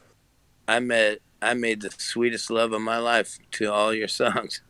And she goes, well, I hope you didn't make a kid. I'm like, yeah, he's about 19. And then Iris fucking Cement goes, hey, will you play, because they were just watching me before. And she looks at Constance, and Constance goes, everywhere now. And Iris Cement goes, yeah, play everywhere now tonight. And I stopped for a second, and I just thought about my buddy, who I was just thinking about, like, are you still around? And then I'm like, whoa, you're way around. You are everywhere, because you just got fucking Iris Cement to ask me to play the song I wrote about you in the middle of fucking Iowa, homie. Like, it was so fucking unreal. That is amazing. Isn't that cool as hell? Yeah, it really is. Shit. Yep. Yeah, Greg Brown. Me and you are gonna. I'm gonna make a call tomorrow and say, hey, we're gonna do his private show. It's gonna be me, you, Brian Johansson, and Greg Brown. And we're going to do it for something cool, like saving dogs or something badass. And we're going to have our fucking time with Greg Brown, dude. I mean it. Why not? I know it. Why not? He'll remember me. Wait, tell more, like... So tell me about... I know that I went off on that, but what's the travel? That was a great story. But what's the travel? I was leading. Well, travel is just like I guess it's like one of those camper trucks or whatever, or Jesus, a travel. Yeah, it's like something like that, like a camper. But the line in the song is if it wasn't for the line in the song, I would think it was like something you towed behind you. But the line was, "If my travel all will start." Yeah. Dude, I've always wondered what the fuck that meant. Exactly. It's so funny. So he kept. So it's like me talking about my van, like my van. Yeah. But he didn't say his van. I know, he but said he because said of his the travel. travel law, and if you have no idea what that is, then what you hear is nothing at all. Well, I'm And then you just, working on like when I first said it to you, working on my travel law, and I don't know, it's got this you know, hey, do you still have his phone number? I know I lost it like 10 years ago or more. Oh It my was in God, this giant green phone book that had all my phone numbers in it, and it just disappeared one day. And I was like, "Oh my dude, you god, know, that had Greg Brown's phone." It was the biggest loss in that book because I would use that every time the amusement would tour through Iowa. I would call him, and he met us twice. One one time he took us out to breakfast at Perkins, are you and fucking, and dude? this was You've so. been you've been keeping these brilliant stories from me. It was it was so You funny are a because all right. champion. So I called him. I was like, "Hey, we're coming through Iowa. You want to meet for breakfast or something?" And that's when we'd be driving through. And he's like, "Yeah, I'll meet for breakfast. That sounds good." So, God, so the night before, we decide to drive, and we drive to this like rest area outside of town, where we're going to be meeting Greg Brown for breakfast in the morning. And we wake up, and the bus. We were in a big old bus back then, and the bus had a flat tire. And we were freaking out. Like, we got breakfast with Greg Brown. We got a freaking flat tire. So we tried everything. You have to get special trucks to come out. You can't just change a flat on a big old bus. You need yeah, it. you need a pretty good jack. Yeah, you need help. So eventually, I had to make the call, and I was like, "Oh man, this sucks." And I think it was like the first time we were gonna get together, passing through on the road, and I called him up. I was like, "Well, we got a flat tire. It doesn't look like we're going to be able to make it to breakfast." And he's like, "Well, where's your flat?" And I told him where it was, and he came in his pickup truck. And Jeff stayed with the bus, but me, Dave, and Amy all got in the cab of his pickup truck and drove to Perkins, and he bought us breakfast. Was it like a brown Ford? What was it? I wish I could remember. I should have taken notes. That does sound right though. Brown Ford sounds about right. It just It was a sounds big old like truck. It wasn't like a little. It wasn't one of those no. skinny ones. It was Goddamn, wide. he's not gonna fire up his travel all for that. You're gonna get this big ass truck. That would have been something. I would have been like, "Oh, that's what you're talking about." Jeez. Wow, I can't believe how much we've talked about this. I've never fucking heard that story. That's amazing, Isn't that dude. funny? And one other time we met for drinks at a bar when we were passing through. Yeah, We you know, just had some bourbon and chewed the shit at a local Iowa bar there. He was so oh, cool about that. I couldn't even believe it. I just couldn't believe it. dude, he's the best. Hey, when I met him, like, I seriously was only going to Guns N' Roses concerts and shit. Like, I'd see Soul Asylum every time they came to town. Jayhawks, Lemonheads, that was my shit. Like, and then my big concerts were like Guns N' Roses and all that shit. And then my friend Margie, her uncle and dad pretty much started the Strawberry Festival since 81, 82. I've always known about this. And then I finally hit 18 years old, and Margie's like, "There's 2-day tickets. Here's your fucking ticket. You need to come up here, man." And I was like, "I got nothing to do. I got a bag of weed. Let's fucking do this." I got an 85 Crown Victoria, a bag of weed, and my weird friend Eric. Let's do this. And went up there, and so I saw him, like, it was during a break in the afternoon. That's when I fucking met you and Chad Galactic it was Thursday night. No, either way, it was in that afternoon right before the magic hour. They take a break, from like 3 to 5 or something like Right. that. And that's when you and Chad were sitting at the picnic table. And I traveled all around the country that year. And like 4 or 5 different people everywhere I went, like, "Do you know Nathan Moore?" And I was like, "I really don't." You're the fucking fourth person that asked me if I know him. I really don't. That was when Hippie I don't. Fiasco Rides Again was at its peak.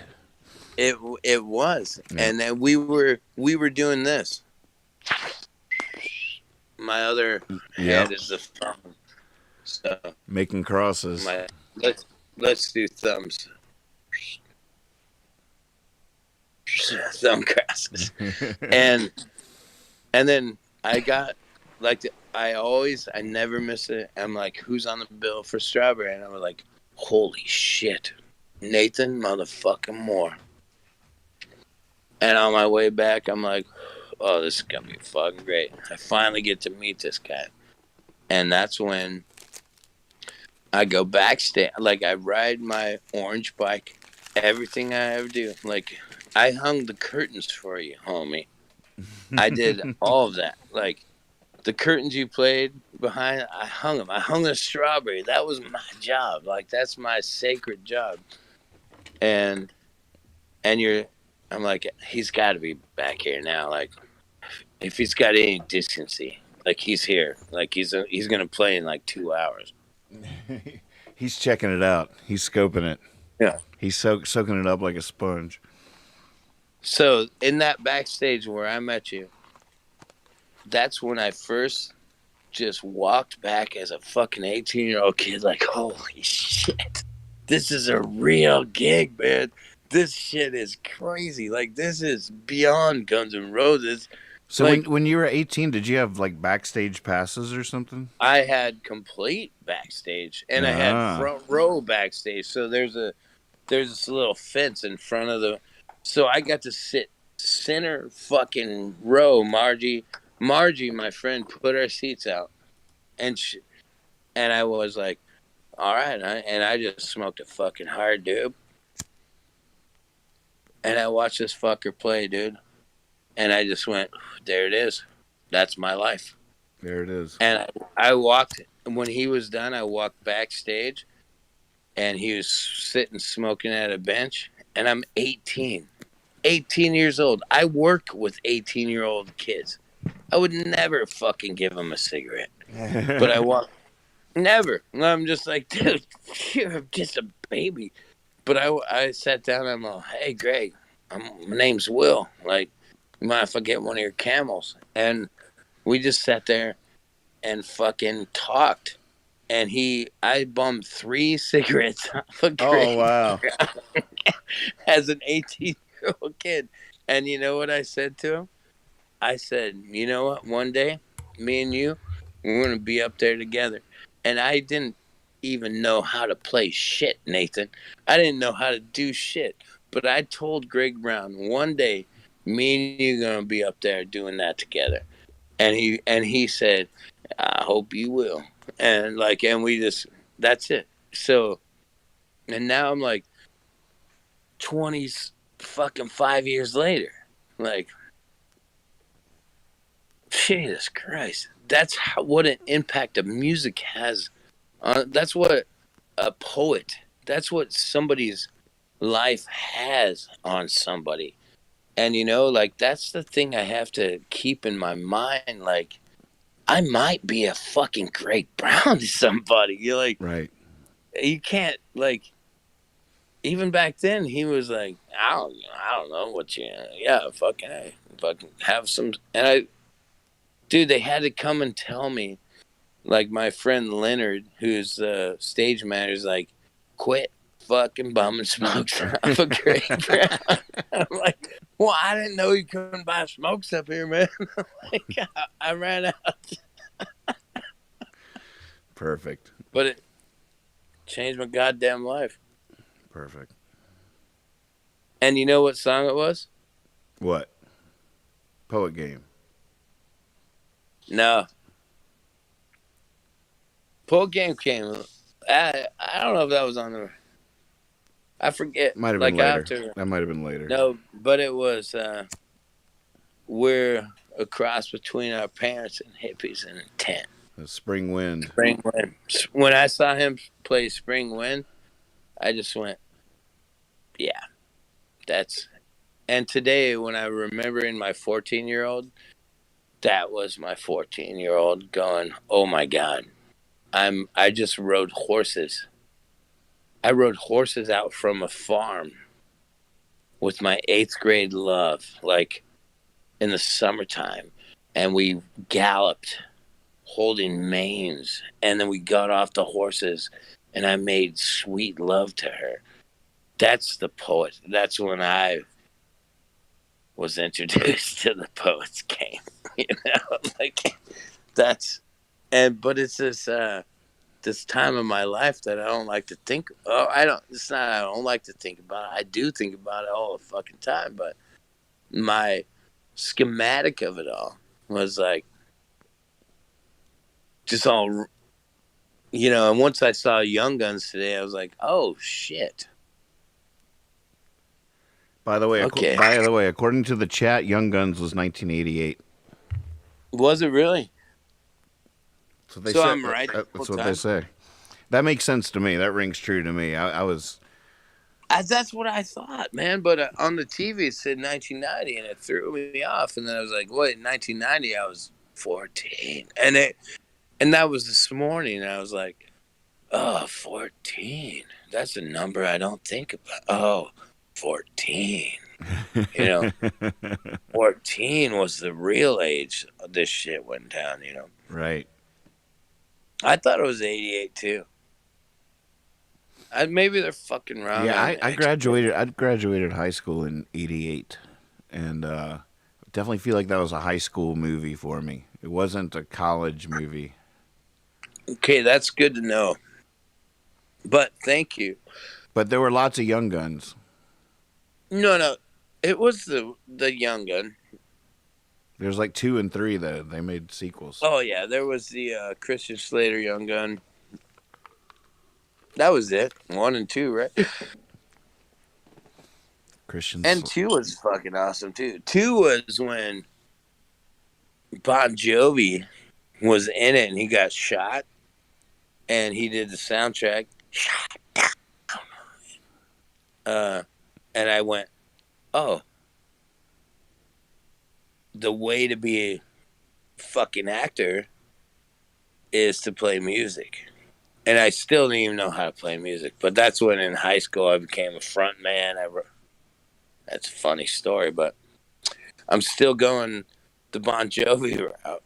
And when I heard you say this, Nathan, this made me fall straight in love with you. And you went, you know, I think I'm kind of doing the Greg Brown thing. Like somewhere after 40 is when I'm going to hit it. I remember feeling like that. I remember, yeah, that kept me going all the way to and through my 40s. I always had that. Are you 50? I'm 50 now. So that that plan didn't work either. I need a new one. Wait, I need a new one. Did it? Or did it? I don't know. I mean, definitely feel like artistically, I found a nice stride in my 40s. Way different than younger years. But maybe, dude, we have to have a show with Greg Brown. Me, you, and Greg Brown. Seeds are getting planted tonight, folks. We just have to remember to water these things and get them some sunlight. But seeds are getting planted. It's going to be called the Poet Game Tour, and we're just going to do like Iowa. Right. 3 shows in Iowa. Nathan Moore, Willie T. Taylor, and Greg Brown. Poet Game Tour. I like it. Shit. He would love that. Dude. Absolutely. His wife, by the way, God bless her. Kendi's willing to manage that tour. Okay, that's good. That's good. Oh man, wouldn't that be something? Right now, Swaber is saying Young Guns was 1990. Thank you. See, everybody has their own Google these days. That's what I've discovered. Well, everybody's got their own Google. It's the new algorithms, fake news. once that's gonna freak everybody out when everybody realizes that everybody has Okay, their own Google. but I want to go back to where I was like, oh, that makes sense. It was 1990. I was fucking 14. Like, it was this summer that I remember. I couldn't remember what summer it was because it kind of bled together like 3 summers. And it made me realize that, oh, what were you doing when you were 14, Nathan Moore? I've been trying to remember for the last little while, I and remember I remember 13. I remember 12. But this 14 was so goddamn sacred to me because I rode horses, dude. Like I held on to a mane on a fucking horse, no saddle, and just fucking like I remembered how to do it because I hadn't rode a horse since I was a kid, and even when I was a kid, I never did this, you know. But this girl, Diana Shapay Bailey, she was like this farm girl, and she's like, I'm like, yeah, I ride horses, and she just fucking pulled these 2 horses out, and we've already like got really close to all these things, I mean, and she was a poet, and we'd write poetry to each other, like I wrote some of my best shit, like everything, and then we just got these horses, and she just took off like fucking yeah. And she was like, and I was like, and I didn't even have time to think. Like, I don't know how to do this. This horse just fucking took this horse, and all I could do was just go, here we are. And then I felt the groove, and it was like, and we rode out to this pond, and there were these like long grass, and she had a cobalt blue fucking shirt on, like a tube top. I remember like pulling it. Oh God, it was fucking amazing. And I made love. 1990. It was 1990 when that happened. holy, Young guy. should I play the show 69 Malibu? Oh yeah. Yeah. Oh yeah. Do they want to hear that? Do you want to hear like? I think that's a good one. I'm pretty sure they want to hear that. Hey, wait a second. Did you guys hear? Hey, can I ask you this? Yeah. All right. Let me send you something else. What is it? What did we listen to before? Wild Buckskin. Okay, check this out. So, TK came up, Chris Stewart, they came down. They did some shit, you know? And then, so my friend Wait, Dylan. what does Chris Stewart play? He's guitar, man. He's an old rocker. Like, he's Oh. Portland Wildwood Music Festival. Like, it's just a goddamn. And he came with Taylor? He brought Taylor down because him and the Buzzers became friends because he's just he's just solid. Like if, let me say this about Chris Stewart. If you people are like, who's Chris Stewart? And then you go into like your uncle's garage and there's a fucking like Barracuda or like a Challenger or some kind of fucking slick ass car, and it's just been sitting there. That's Chris Stewart. He's just this tasty fucking rocker dude that's been around a long time. And you know what I mean? Yeah. By that? Yeah. Is he on the is he on the 69 Malibu track? He might I don't know if he's on the one. He might be. Let me check real quick. These are just roughs, by the way, folks. These are just rough edits. Wow, that's pretty cool. I don't even know how that's happening right there. I'm digging that though. Look at that. Got the What is kazoo that? in my eye. I don't know, something. Your camera went away and mine got split in two in a way I've never seen. That. Wow, that was cool. Damn, my beard looks like it's fucking full of frenzy, huh? It's a beautiful thing. In reality, it looks like this.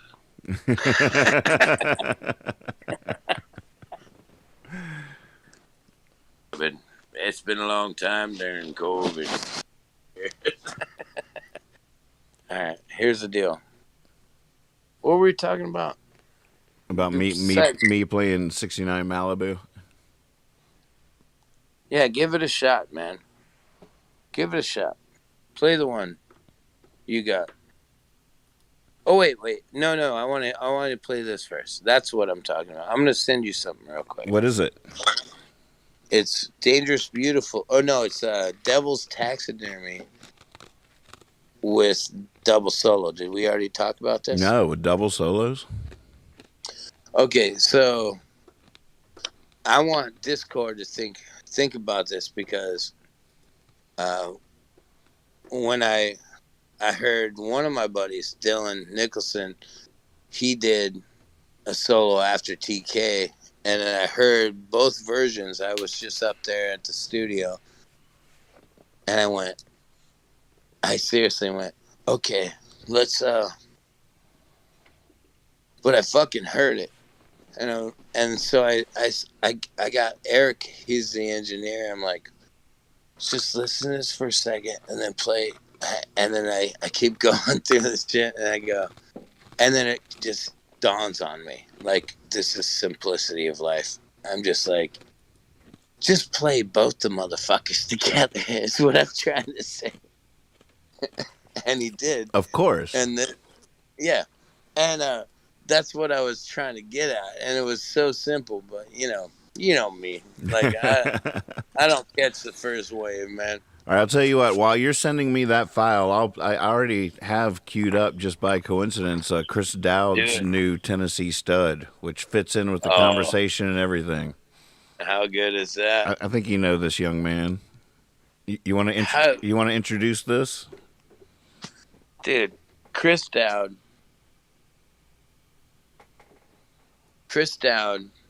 We're in a band called the Good Luck Thrift Store Outfit together. But before that, I was in high school. I didn't know how to play shit except harmonica and the spoons. And I played them both very questionable.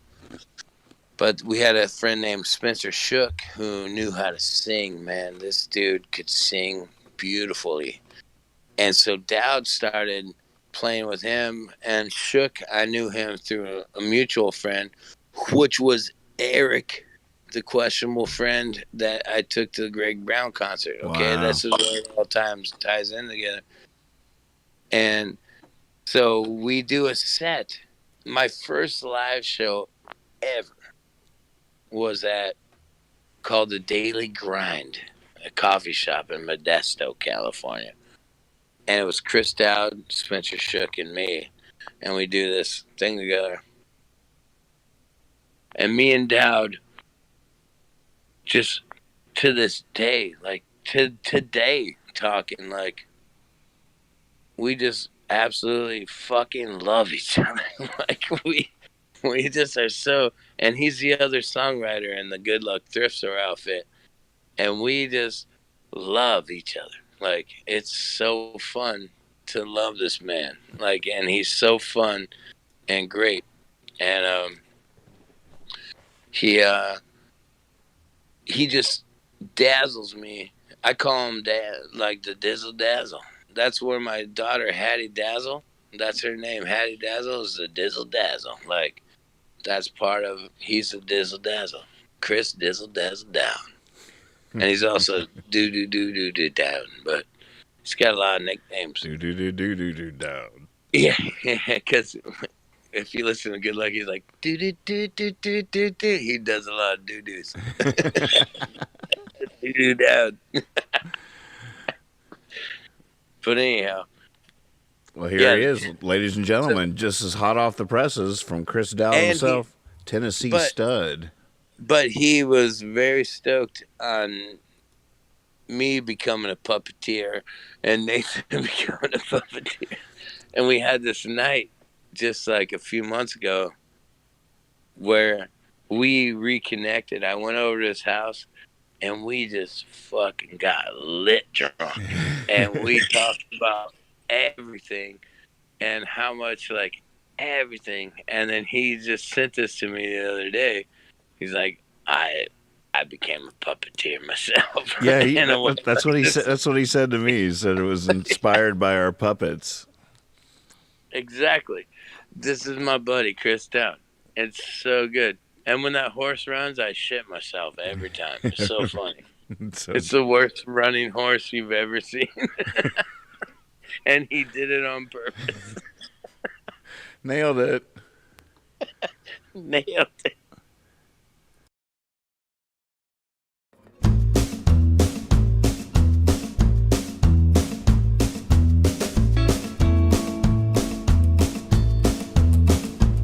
Well, back about 18 and 25, I left Tennessee very much alive. Well, I never would have made it through the Arkansas mud if I had been a riding on the Tennessee stud. Yeah, I had some trouble with my sweetheart's pa. One of her brothers was a bad outlaw. So I wrote a letter to my Uncle Fudd, then I rode away on the Tennessee stud. Yeah, the Tennessee stud was long and lean, the color of the sun, and his eyes were green. Well, he had the nerve and he had the blood, and there never was a horse like the Tennessee stud. The Tennessee stud. So we drifted on down into no man's land, across the river called Rio Grande. And I raced my horse with the Spaniards folk till I got me a skiff full of silver and gold. Well, me and the gambler, we couldn't agree. We got in a fight over Tennessee. So we put our guns and he fell with the thud. Then I rode away on the Tennessee stud. Yeah, the Tennessee stud was long and lean, the color of the sun, and his eyes were green. Yeah, he had the nerve and he had the blood, and there never was a horse like the Tennessee stud. The Tennessee stud.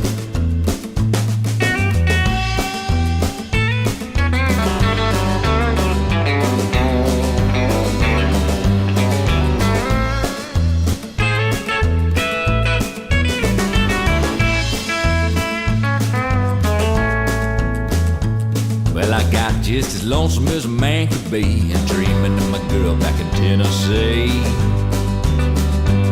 And the Tennessee stud's green eyes turned blue, cause he was a dreaming of his sweetheart too. So we loped right back across Arkansas. I whooped her brother and I whooped her pa. Then I found a girl with the golden hair, and she was riding on a Tennessee mare. Yeah, the Tennessee stud was long and lean, the color of the sun, and his eyes were green. Yeah, he had the nerve and he had the blood, and there never was a horse like the Tennessee stud.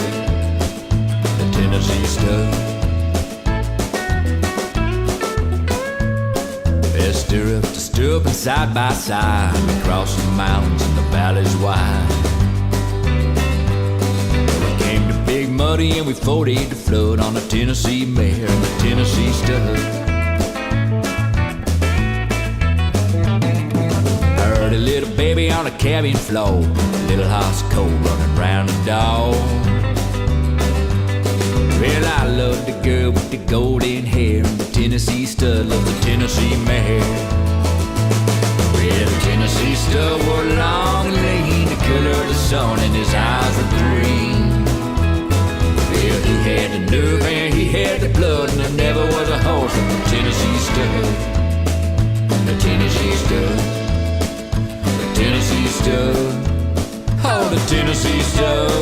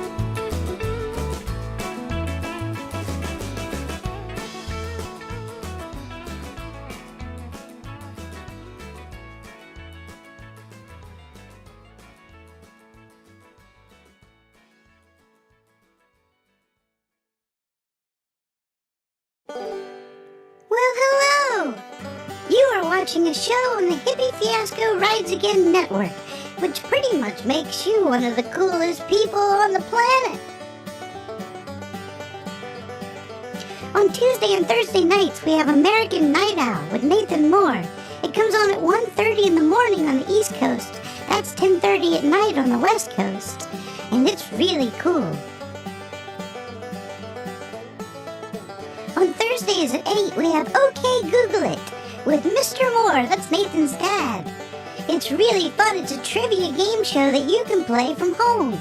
The first right answer in the chat gets the points, and the winner wins some Taos Hum hot sauce. It is so much fun. You gotta check that out.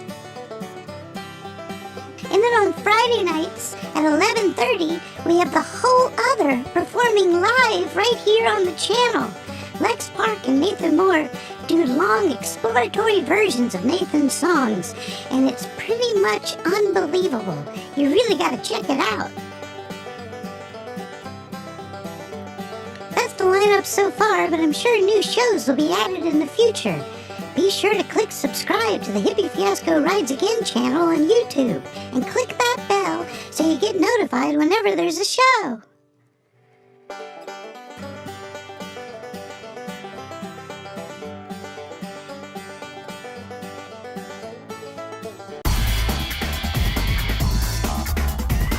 American Night Owl. All right, here we go. Let's do this. Here we go. Devil's Taxidermy. Hot on the presses. To focus on is Double solo.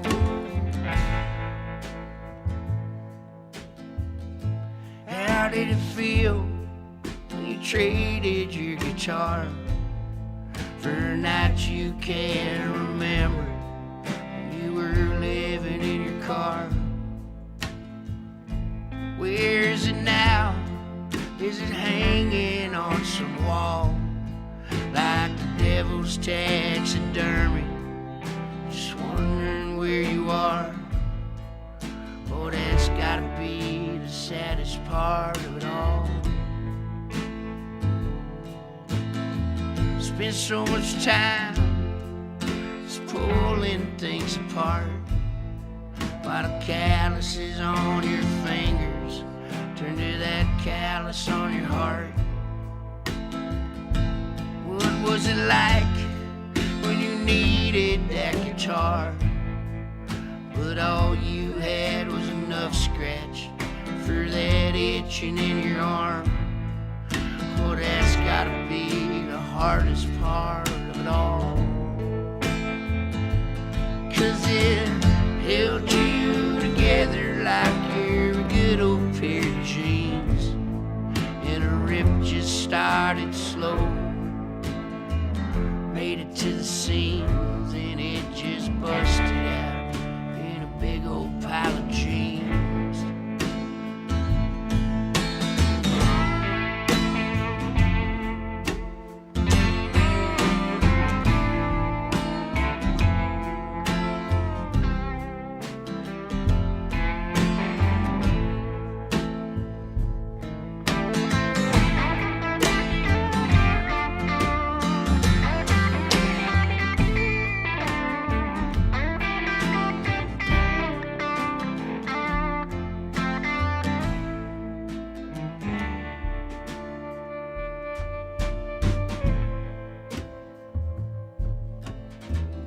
Where are you now?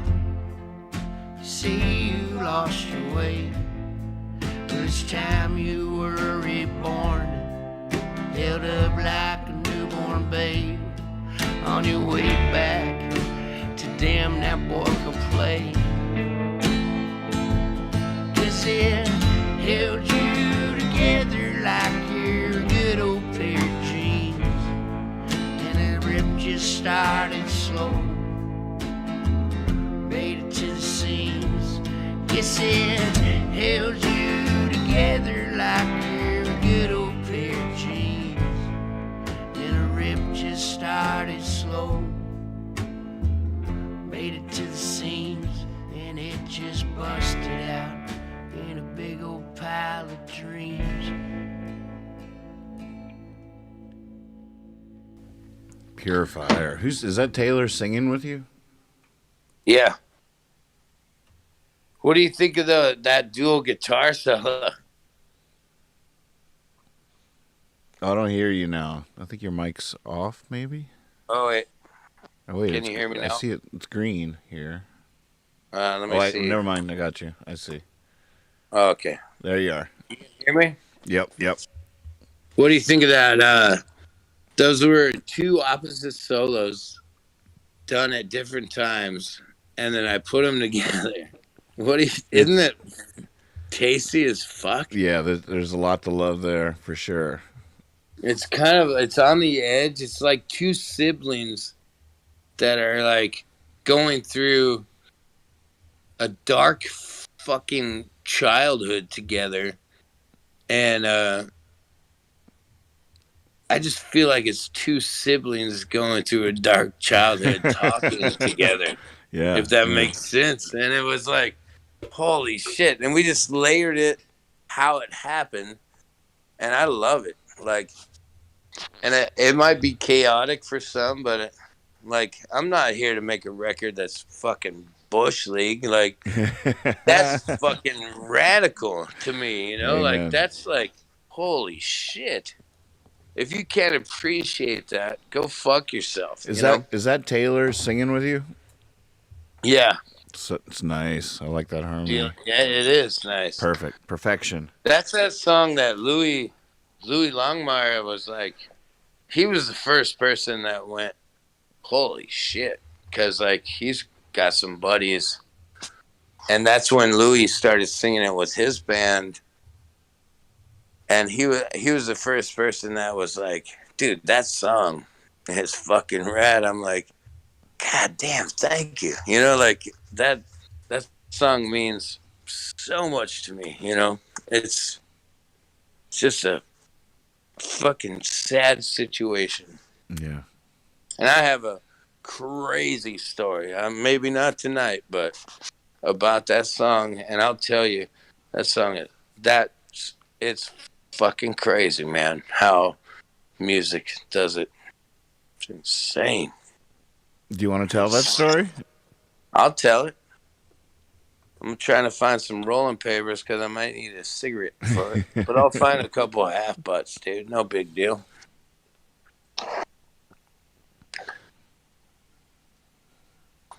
Everybody smoked all the half butts. Shit. Smoke old stogies I have found. Short, but not too big around. Hey, means by no means. King of the road.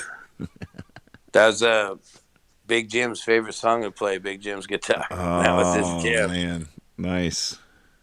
Yeah, Big Jim's guitar sitting over there. Rooms to let 50 cents. Okay, hold on. No phone, no pool, no pets.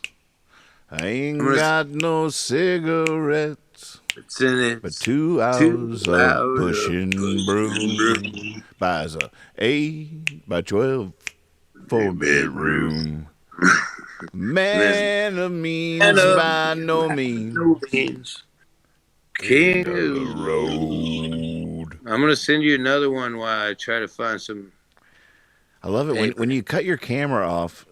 I hope everybody's seeing what I'm seeing. Do you guys see my kazoo in the top left and the top of my head in the bottom right? This is my new favorite version of me.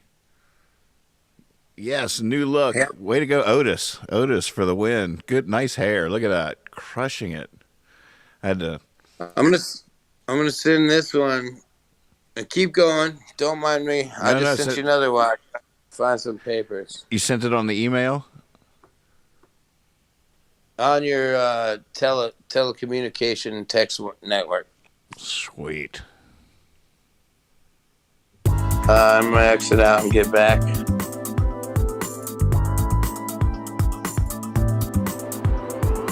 American Night Out.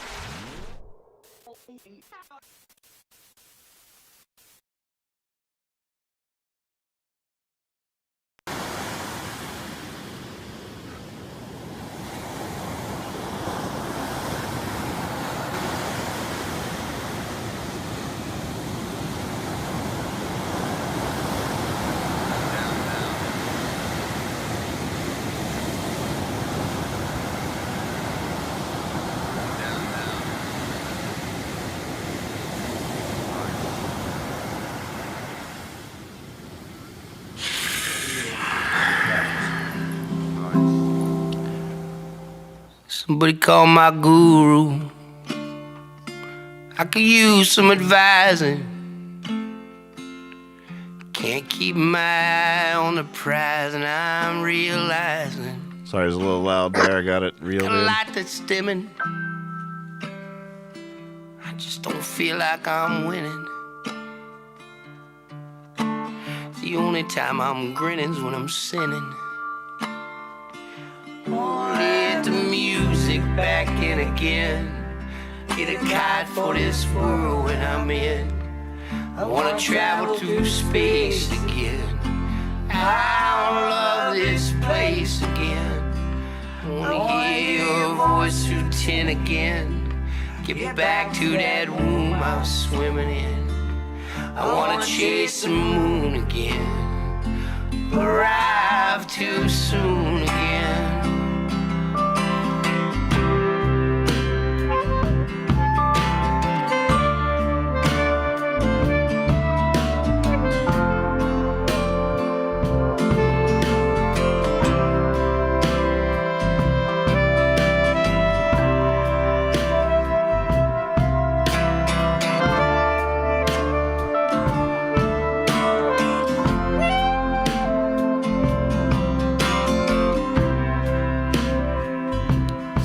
Call my doctor.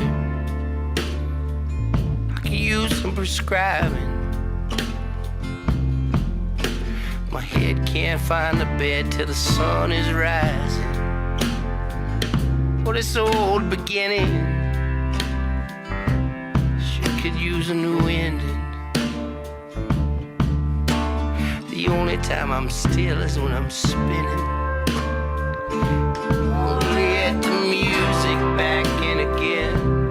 Get a guide for this world when I'm in. I wanna travel through space again. I wanna love this place again. I wanna hear your voice through tin again. Get back to that womb I was swimming in. I wanna chase the moon again. Arrive too soon again. I wanna work the dirt back in my skin. Hear this song that I'm singing in. I wanna cut the wire again. I wanna smile on fire again. I wanna let the music back in again. Get a guide for this world when I'm in. I wanna travel through space again. I wanna love this place again.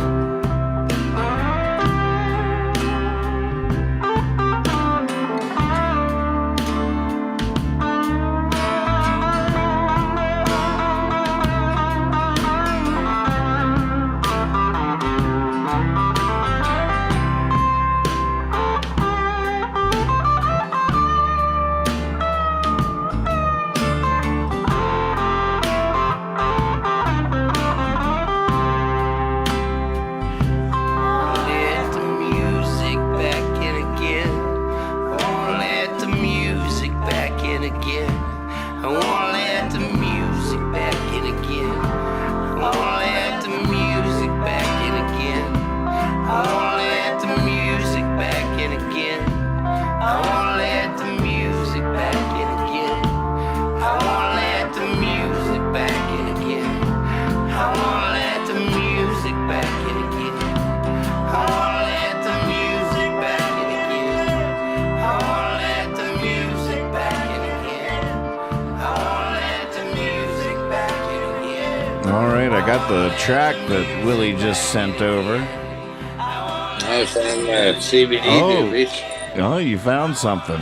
Found something to smoke. Yeah, wait, I'm looking for one of my favorite pictures. I think I might have knocked it down. Oh, there's a Chad Galactic speaker. There's a petcock for. All right, we're back. There's a- We're back on the show. What is that? Pure ground mushrooms. Oh God. Maybe we're not back. No, we are. We are back on the show. Jerry Garcia postcard I bought one time. Yeah, it's just a great. There's a great It looks like a treasure trove there. That reminds me of my shelves. I love all that. oh yeah, yeah. So check this out. Get in there. That's me in high school as the front man to the Rademachers. The Rademakers. That was your. What was that? What was the Rademakers? It was a high school band. I wrote the songs, and I was just a front man while my friends learned how to play music. And you know what? We got kicked out of a high school dance because we did "Rape Me" by Nirvana. Yeah, and I wrote a song called "All Drugged Up." You got in trouble. I'm all drugged out. What's this? Oop. That looks fun. It might be a fun something. Wow, what's There's a great Nathan Moore picture up here. These are some of my favorite movies. This is my record collection that's kind of in distress. Still, oh, look at this. If I really want some nicotine, I got some Red Bull. what is that? Fucking straight Switzerland fucking snuff. Oh my Man, goodness! I've never understood snuff. dude, I don't either, but I don't want to. No. Hard, Right. desperate times. No, good Lord Almighty. Did you just do it? Oh yeah, You just did that. yeah. I'll do it proper. I'll do a proper one. Holy shit! It makes me not want to breathe. So I met this guy in Switzerland, and my friend from North Carolina is like, if you're in Switzerland, you gotta bring back some of that shit, man. The best snuff in the world. Holy shit, hold on a second.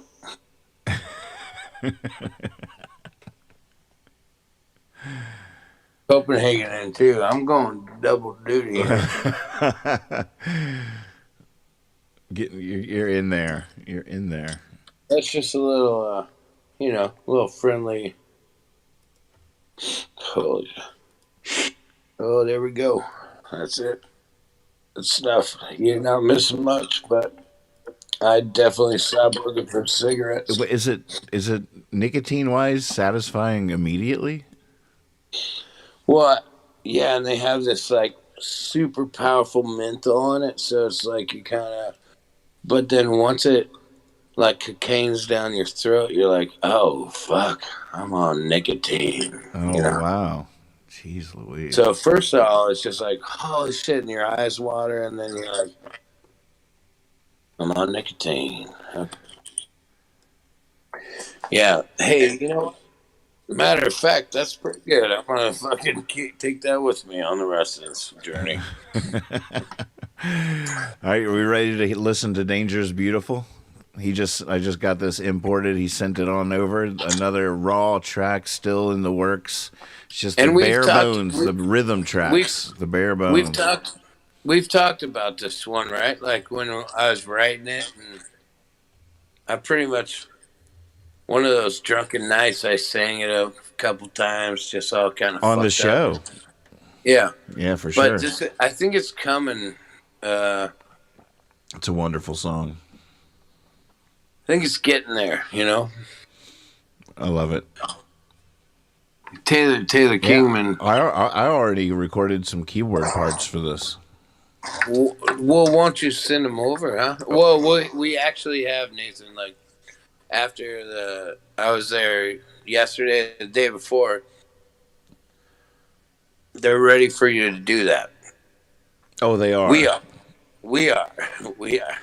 We're ready for you. So now the tracks I'll reach out to Eric and see what he needs. No. Like, just we're gonna send you this track. If you got it, lay it down. Well, I got it right now. Will you play with it, or is it? Or you already did it? All right, well, I did it before Taylor put down anything. I haven't heard that stuff together yet. Well, you heard that solo, right? That's just how it's Oh, gonna happen. no, it's perfect. It's perfect. It's just it's ready to go. It's the great the Great Western Hangover is that's the whole fucking point.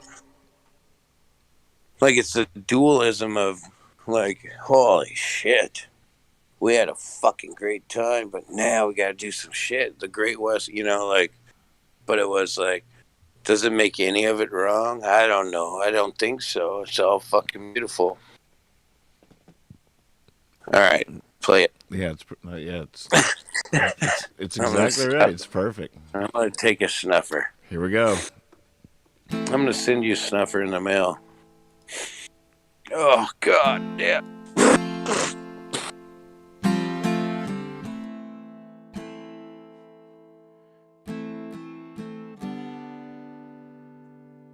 There's my drunken philosopher and my bar stool poet. I've been sober for way too long. You probably don't even know. They are a dangerous beautiful.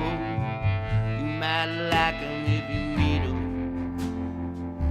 They whisper in my ear some nights, asking me to free 'em.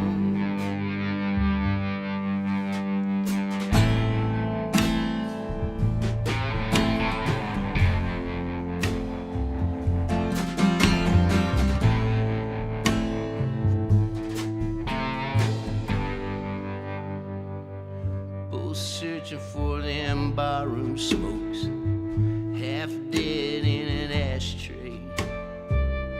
One slurring, one stumbling, both searching for them words to paint.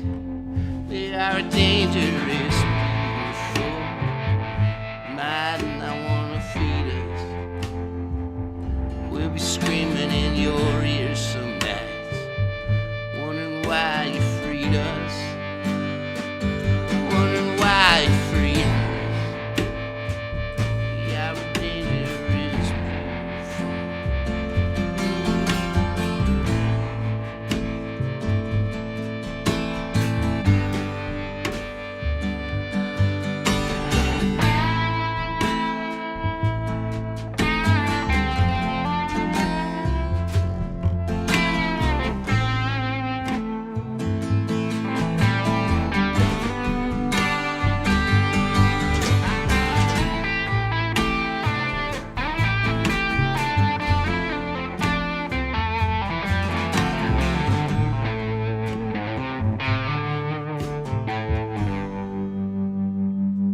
Both love it when I steer us wrong.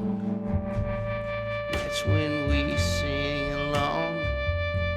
It never takes too long for us to find that song. I am a dangerous beautiful. I'm afraid that I need them. I've been drunk for way too long. Maybe I should just free 'em. Maybe I should just free 'em. We are a dangerous beautiful. Maybe I should just free 'em. We are a dangerous beautiful. Maybe I should just.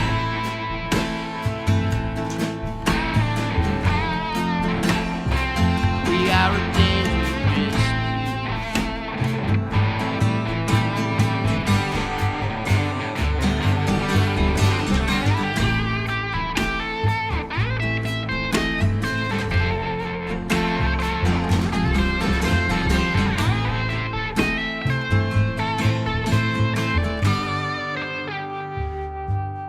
We are a dangerous beautiful.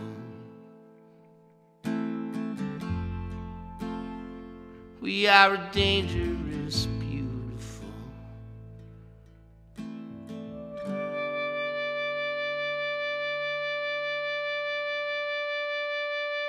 Bam. Hey, So good. Nathan.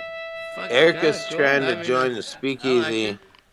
It was raw and Oh, fun he and is. neat, like the song should be. Erica, I think some of the weird. Ah, If I did is something- she there? I don't see her. Do you see? I don't see she's you. at. I don't see you at the moment either. Well, she said, "What do I do in the speakeasy?" What does she do? Let me. I guess I shouldn't. You just We sort should- of you just click on where it says speakeasy and then keep clicking on it till you, like you're going into it. Go into it. Okay. Does that make Did you sense? hear? Let me see. Yeah. Oh, yeah. I figured it out somehow. Oh, I see what happened here.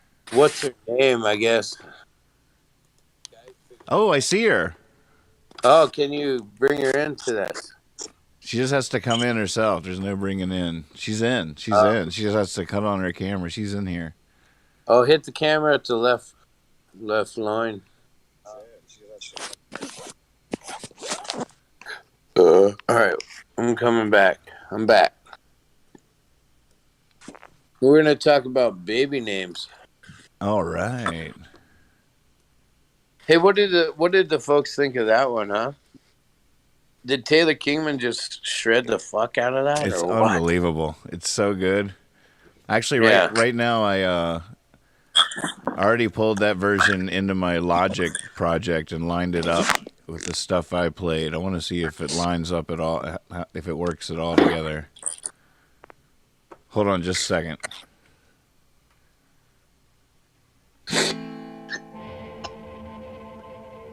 All right, I don't know about those sounds. Remember those? Yeah. Have you heard Yeah. that shit? But it's like I need to go to YouTube to it for real. Or... Maybe. Oh, I want to hear this shit.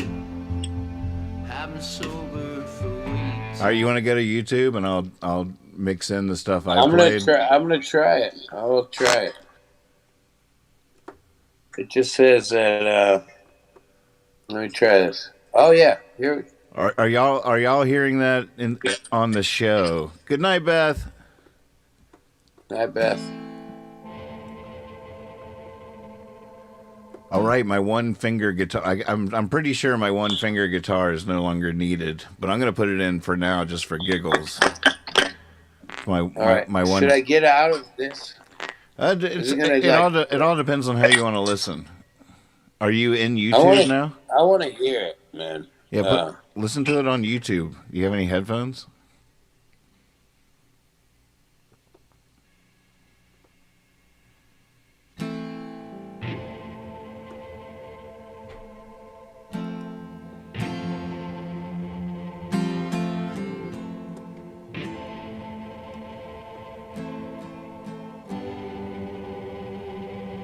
Here's my drunken philosophy in my bar stool pool. Oh wait, I gotta. I've been sober for way too long. Probably don't Hold on. know. They are a dangerous beautiful. You might like 'em if you meet 'em. I'm trying to do too many things at once here. Here, let me stop that for a second. Let me get my camera in this new Logic shot. God, no matter what, I seem to end up needing new scenes on the fly. No matter how, I'm getting slowly prepared. Slowly prepared. All right. We'll just do this one. It's late night.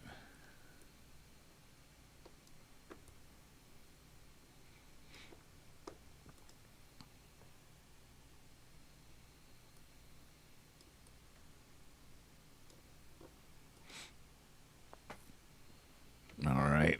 Let's see what the hell we got going on in here.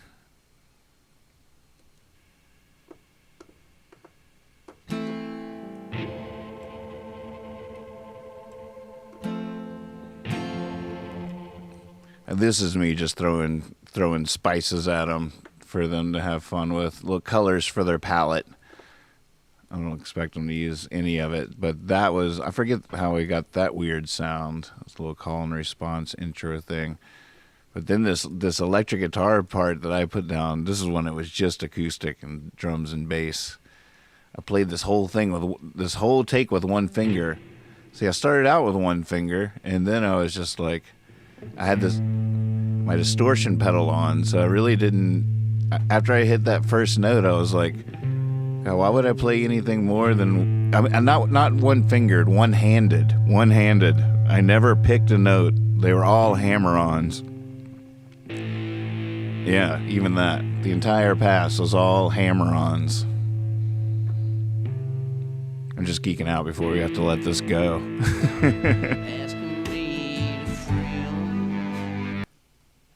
And then I just found this synth sound.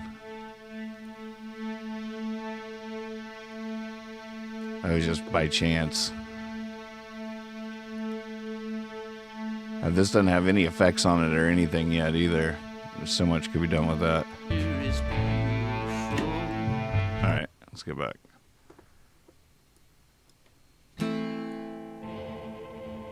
Good night, Dark Czar.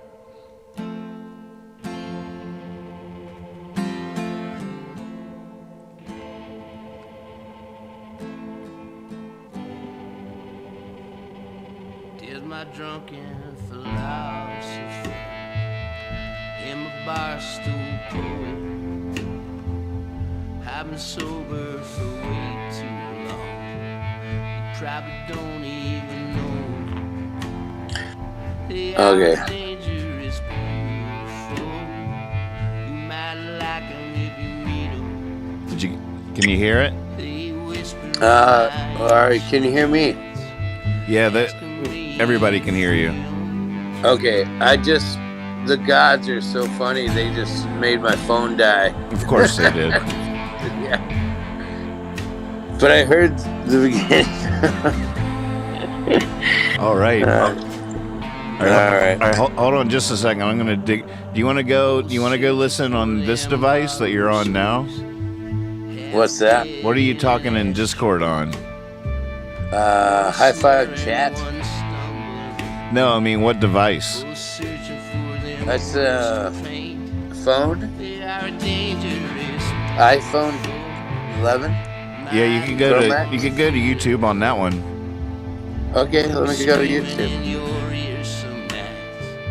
You have any headphones? Yeah, I got 2 for each ear. I gotta mix this in a little bit better before you get there. Okay, I'm in both, so I should shut. Oh, it doesn't matter. You can just listen in headphones on YouTube and chat in the other. Okay, well, I gotta let my phone charge for a minute. I'm gonna mix this in a little bit better.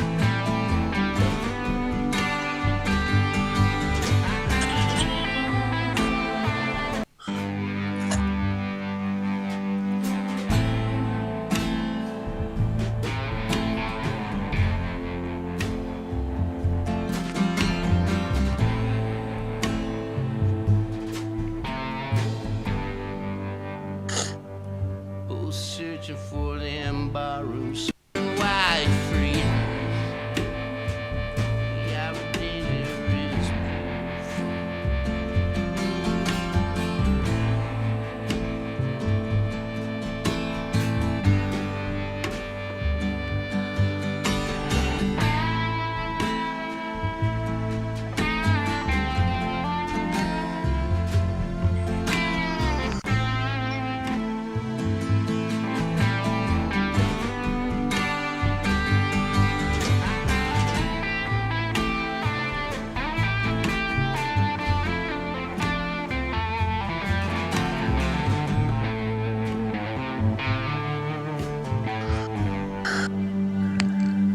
Both love it when I steer us wrong.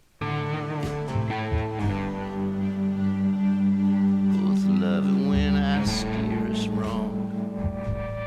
That's when we sing. never takes too long for us to find that song. Okay, I am a I'm gonna go to dangerous YouTube. All right. beautiful. I'm afraid that I need you. I've been drunk for way too long.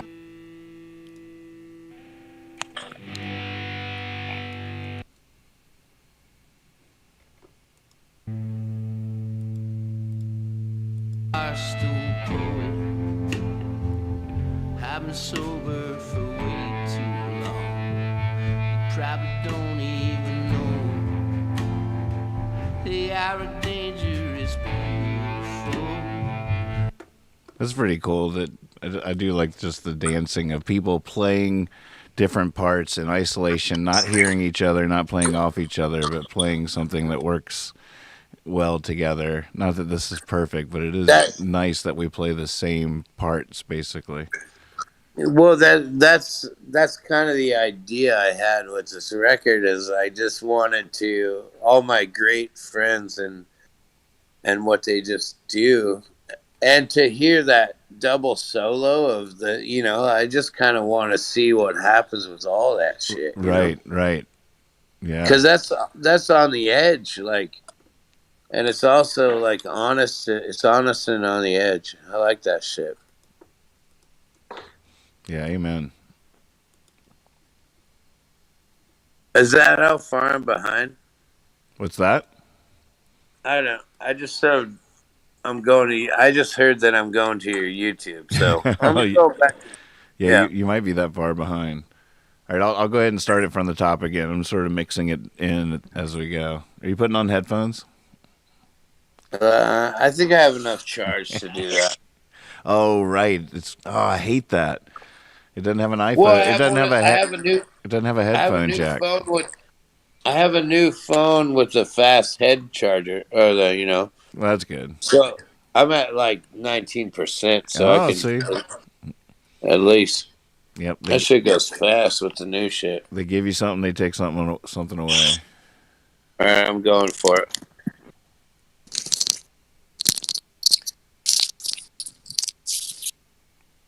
All right, I'm going to mute you while I play it. Okay, I'm in headphones. Sweet.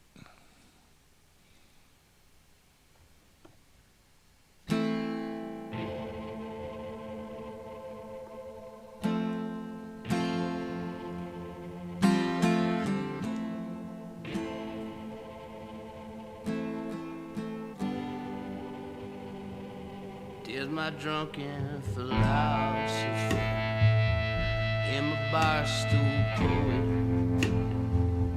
I've been sober for way too long. You probably don't even know they are a dangerous beautiful. You might like them if you meet them. They whisper in my ear some nights, asking me to free 'em.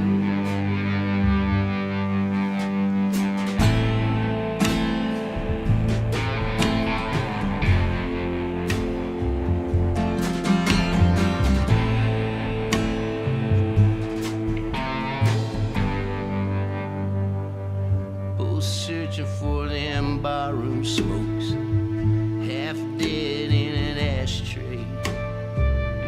One slurring, one stumbling, both searching for them words to paint. They are dangerous, beautiful. Might not wanna feed us. We'll be screaming in your ears some nights, wondering why you freed us. Wondering why you freed us. We are a dangerous beautiful.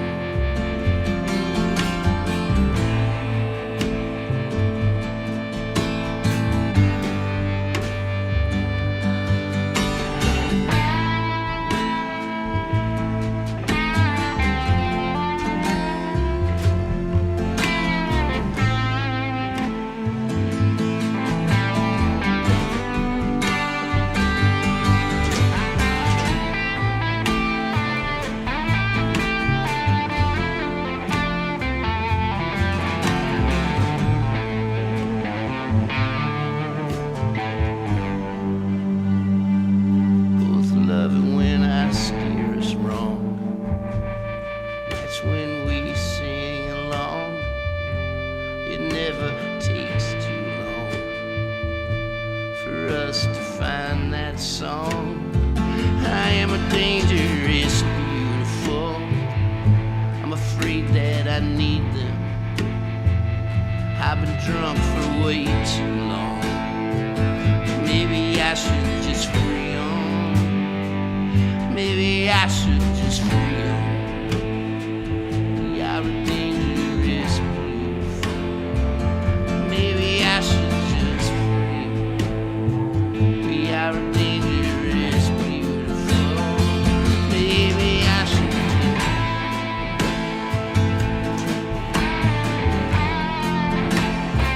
We are a dangerous.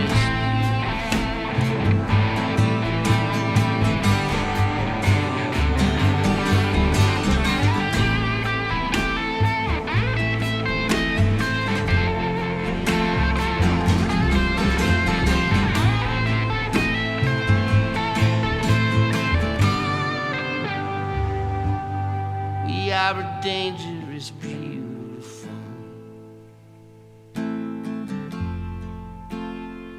We are a dangerous beautiful.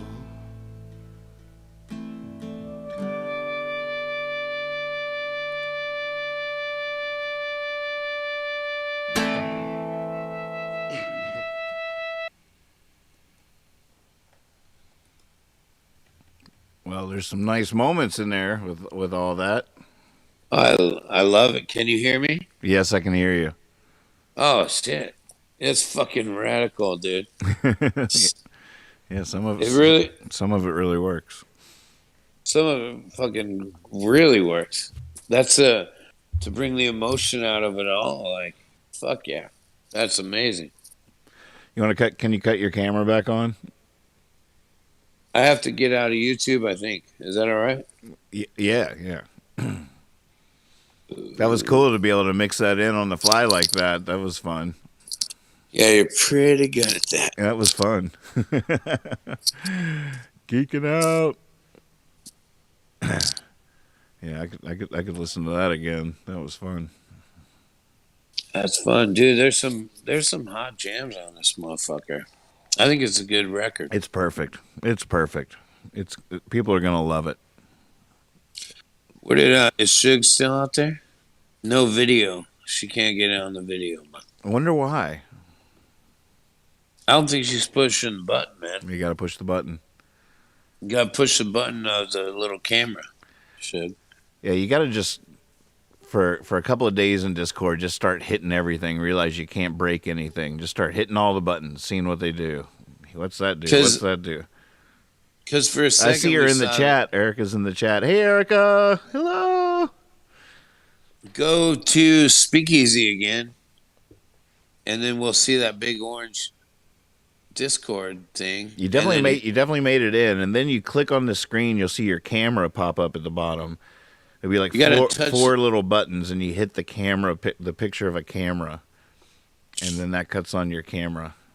She says she's all swollen and pregnant and doesn't want to do that, I think. Oh, really? Now. Oh, but I want to talk. That's beautiful. I want to talk about baby names in the Discord. How many people are in here? Like 6 or 7? Do we know if it's a boy or a girl? Doesn't matter. I like that. I like my favorite so far is Pep Wilder. Taylor. Pep Wilder. Pep. That's pretty good. After Gene, you got to have some Gene in there. Gene Wilder. Erica says, I think boy. Could be, yeah, definitely, probably boy, maybe. But what do you think? I can't read her comments. Should I go back? I don't know. I can read them. Kindy's just like, wait, Erica's pregnant? Holy shit balls. Congrats, you guys. Top of the morning, Erica, Swaybird says. It's like, let's have some tea. We need some pastries and some tea, and let's do this. It's like 4:30 where she's at right now. Yeah, it's 4:30 where I'm at, too. Really? Michigan's East Coast time? Yeah. It's on the cusp. I don't know Michigan nearly as well as I guess I'm about to. Yeah, because we got a nice little place for you to stay. I think I'm heading out there. I think they're about to shut California down again, like shut it all down. And Right. I'm just gonna fucking go to Michigan and ice fish. If they'll let you out. Dude, I'll fucking crawl there if I have to. Let me out. Fuck you. You know what I'm saying? Yeah, you do. Yeah. Thomas Paine, this bitch. Yeah. Still smelling a rat, buddy. Still smelling a rat somewhere. I know there's a dire goddamn situation, but anyways, none of that. How's everybody doing out there?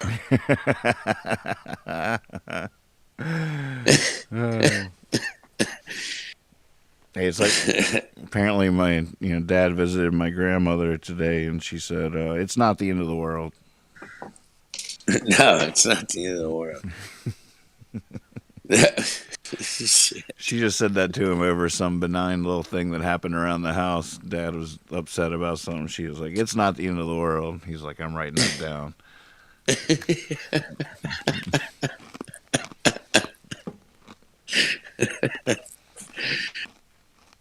Shit. And now I'm pacing in the kitchen. Erica, again. That's what Erica, I you did. got to play OK Google It. I don't think I've seen Erica. If she has ever played it, it's been a while. Every Thursday night at 8:00, we do the trivia game show with Dad. Damn. I've been working and shit it's so on these Thursdays. It's so fun. Yeah, that would be 5:00 out there. Yeah, that's dang it. That's when I went to work. That's when I start walking to work. It's 8:00 What? East Coast. Yeah. Yeah, I got the numbers, man. Mimi won today. I think it was the first time she watched, and she won. Oh, nice. She knew everything. It was amazing. She is fucking fantastic. Brilliant. Brilliant. I gotta get her to sing on the album. I gotta get her to do something on the album. Yeah. Yeah. You know what I mean? She plays some mean keys herself. She plays pretty much everything, I think, and sings every harmony there is known to the world. You do know that, I'm not a keyboard player by any stretch of the imagination. So anything I throw y'all's way is just in case you want to use some part of it or pieces of it or whatever. There's nothing precious. I'm not attached. I'm just throwing paint for your palette as you make your masterpiece. Well, Oh. you play the keys very well. Eh. I mean, perception is the loophole. Perspective is the journey, I guess. Anyway, I mean, Knuckleball Prime's no fucking slouch in my mind. You wrote that on the keys. Yeah, but I didn't record it. Yeah, I mean, because somebody else did. That's the only reason. That's the only reason I can play keyboard at all is because I love writing on piano. I love writing songs on a piano. You're like one of those old guys who write, like Broadway musicals. Yeah, just I try. It's like, here's another one, Cat. I got one for you. Yeah, get somebody good to play it. It'll be great. It's a little bit of a point of contention here at home because Kether doesn't really like my show tunes. Ah, Like every seventh song I write, I'm like, it's like I'm singing in the shower, or it's supposed to be like in a Broadway musical or something. Oh, it's get all dramatic. And I was just like, well, how can you not? You never do that. no, hell no. Like, I'll like get stoned and drive down the street and be like, why are you and then I'll be like, oh, that's fucking good. I'm gonna go home and write that. And then I get home and it's like somebody's there, and then I totally forget everything. When you say every seventh song I write, it's like every seventh song I write is probably going on my album. Right. That's more like that's Yeah. the other 7. And there's only been about 4 of those 7. Yeah, out of every 8, one is one's going on the album. One or out of every 7, one's going on the album. One's a crooner song that is ridiculous. One's some silly song about something silly. No, I'm saying like 1, 2, 3, 4, 5, 6, and 7 go on my album. Oh, I love that. I love you. It's true. I've never heard a bad song of yours. I just I'm not sure. Like when I hear you say shit like that, I'm like, damn. Like, am I really like?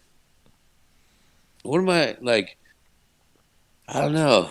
They just come in a weird, different way to me. Like, Right. and then like when they come, it's like I have to like catch them and like, and I have to catch them, and that's it. And I like if like one. I mean, I could make some. I make songs up all the time that are fun for my daughter and weird shit, but like, yeah, Right. I don't know. I think no, it's I think true. That's one thing that's so special about your writing is every song I've ever heard you sing, it felt is that like like a am I like a but am living, I breathing, attached. yeah, I mean, but am I like not like something you just made up, but something that is really a piece of you. I guess like, but I like maybe I just don't give enough time to I don't know, No, man. you're doing it right. You're doing it perfectly. You're doing it just right. Just Well, keep doing what you're doing. Just keep doing all right. what you do. Well, I like it's feast. I like It's this feast. this look you got going on right now. That's how I walk down the street. It's my headphone look. Because I never really take the time to untie the headphones. Yeah, on a windy day. Yeah, it's snug, man. Everything's good. But I like, I don't know. Sometimes I think like it's feast or famine, you know, to me. Well, good. And I don't know. I'm glad you're like that. Uh, Your songs are like that. but honestly, I hear all of your songs and you're like, and they're like, holy shit, that's fucking unbelievable. Like, you're a factory of fucking holy fuck. Yeah, but That's what. really like the anything like that would be like 1 out of every 20 songs or something. Right. I write a lot of bad songs that I'm not that attached to that aren't really a piece of me. It's just me sort of throwing paint at the canvas. I wonder if like I'm gonna try to like just write like that. You know, like really write. I see. I don't do that. I don't know where it just hits me, man. And then like I get obsessed with it. Like I get obsessed with something, and then that's the fucking song, and that's where it's at. Like, Right. but I wonder if I just like No, don't wonder. that. Don't even wonder. Okay. But I have to wonder, man. Like, you know, like, am I giving enough? Like, am I really trying my craft out enough? Or, like, am I, like, I don't know. Maybe I shouldn't wonder. Bug it. Yeah, everybody's got their process, their style. I mean, Yeah.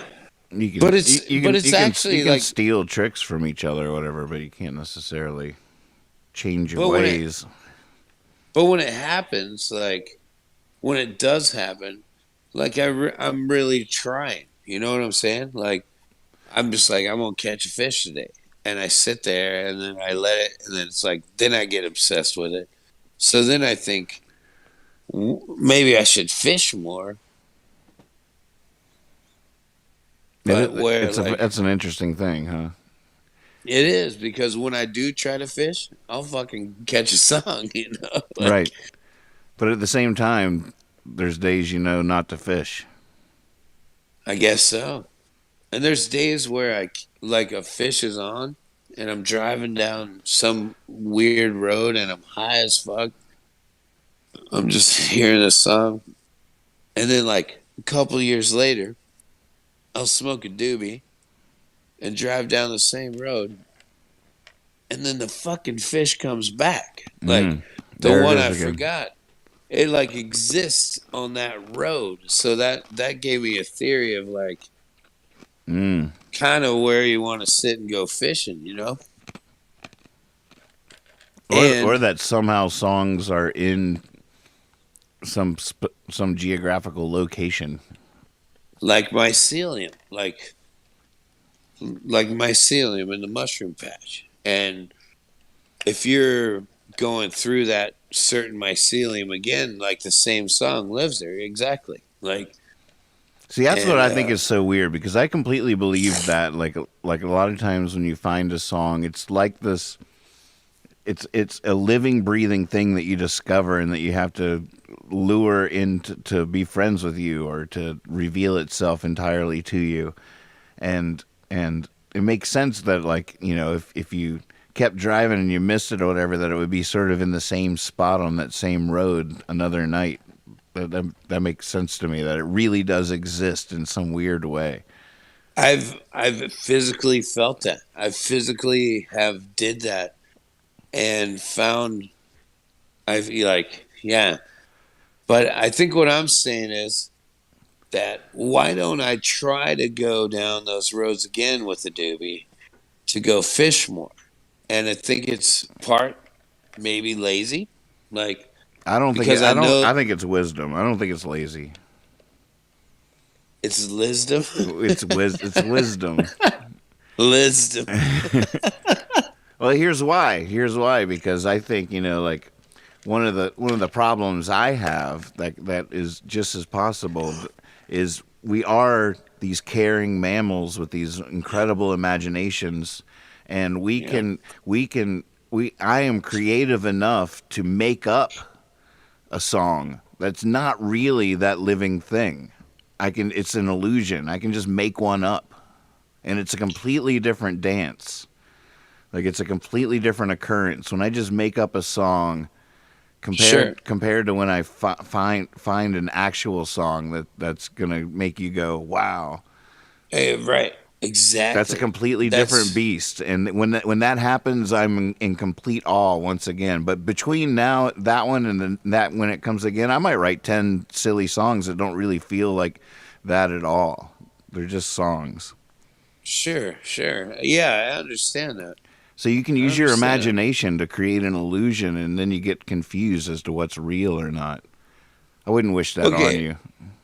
well, but like, what's interesting? So I have a song called "Stinky Pinky," and I remember writing it, and it was like, I'm gonna write a silly ass song, and because it rhymes and it makes this, and it in my town Oakdale, it's my goddamn Freebird, and it's.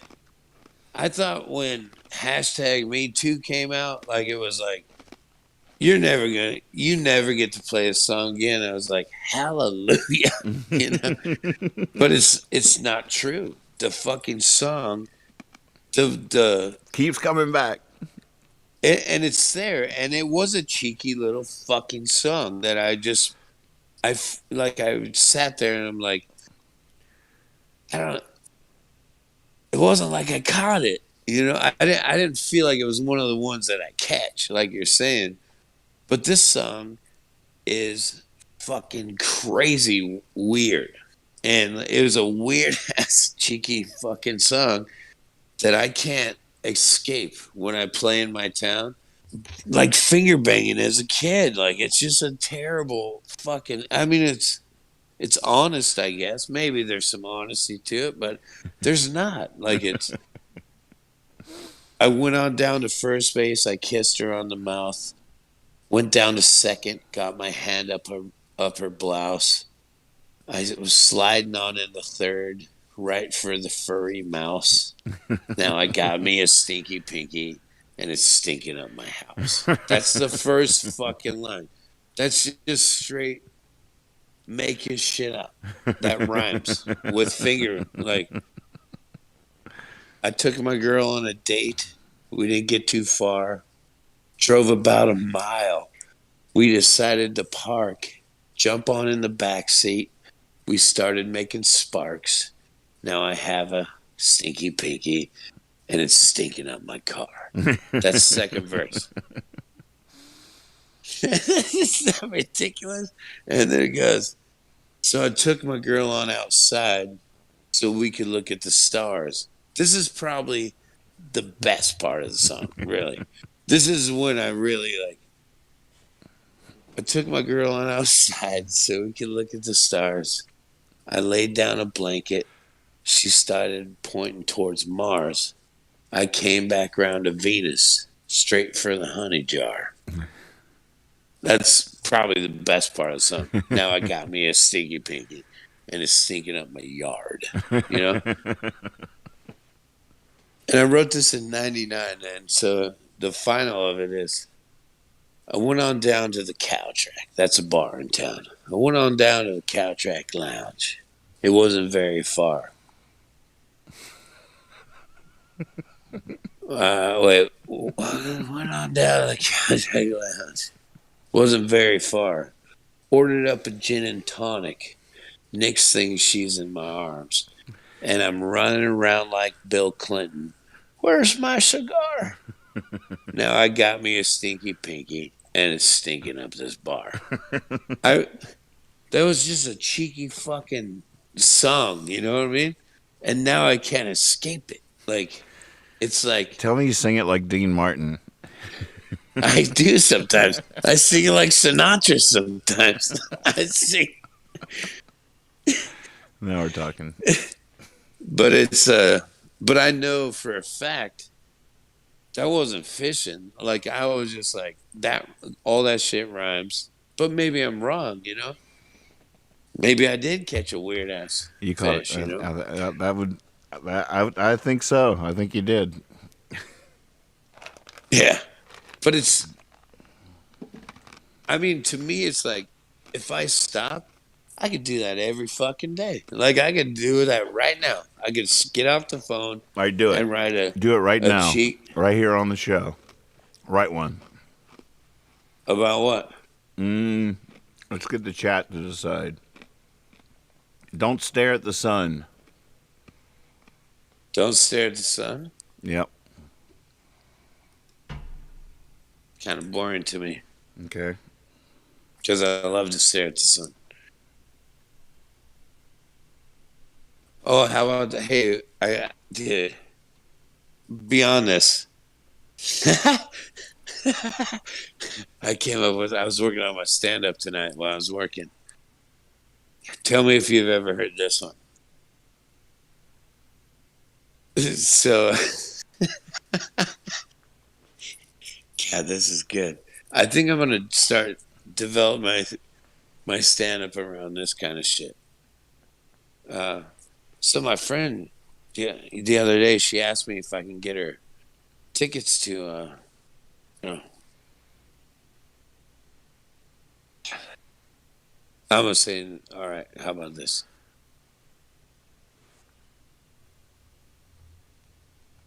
I want to make a funny band up. Hey, so my friend, she asked me the other day if she can get some tickets to, if I can get her some...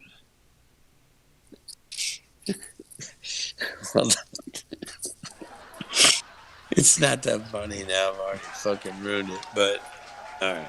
Let me play. The words got to be just right. My friend asked me the other day if she can get some tickets to Green Day. And I said, I don't know. Depends how fast you drive.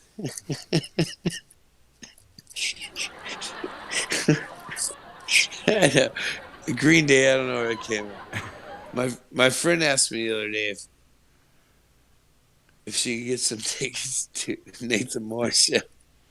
I said, I don't know. It depends on how fast you drive. Is that funny or not? I don't know. I'm laughing. Do you get it? But I don't get it. My friend asked me if she can get some tickets to Nathan Moore show. I said, I don't know. It depends on how fast you drive.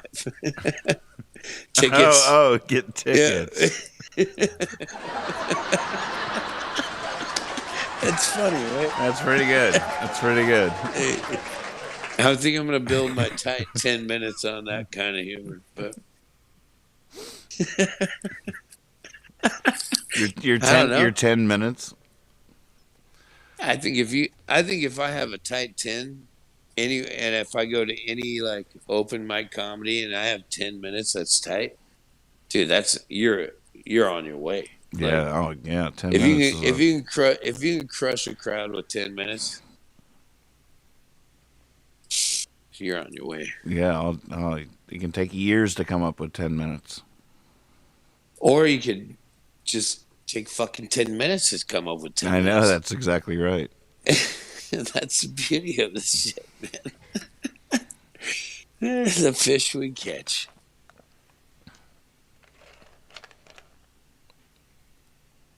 What were we talking about? Oh, you were gonna write a song. Oh yeah, on the sun? Nah, give me something else. Let's see. Counting on you, chat. Never sleep. Never sleep.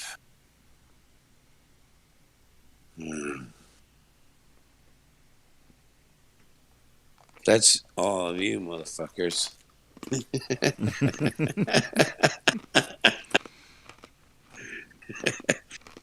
Never sleep. How about vampires? Vampires. Right, vampires. Or a mud bug? Mud bug. Vampires or a mud bug? All right. Yeah. It's not clicking, man. See, I wouldn't go there, for a 10-minute fucking hot jam. And if I was I could sit down and write a 10-minute vampire song, and but I think the vampire song if I wanted to write, it's going to be less. How about a song called more. American Night Owl? In 10 minutes? I didn't say 10 minutes. Oh, okay, I was doing a 10-minute challenge of like a cheeky fucking song, So I could go. It could be cheeky. Vampire. Cheeky. No, American Night Owl's got to be right. Fucking unreal, right? Yeah. Yes, it does. Well, then I'm gonna write that one. Thank you. Erica says yes. Erica says you should have another snuff to get the juices flowing. Ask Erica what she wants to name the baby. Ask the Discord how many people are out there. Looks like around. How many are left? Looks like 5. 5. Kendi, you out there? Kendi's out there. Cosmic Crow, John Dodson, Erica.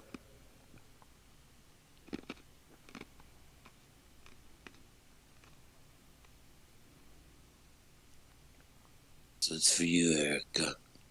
Swaber might be out there. He might be asleep. Might be able to wake him up. Oh, wait, here it goes.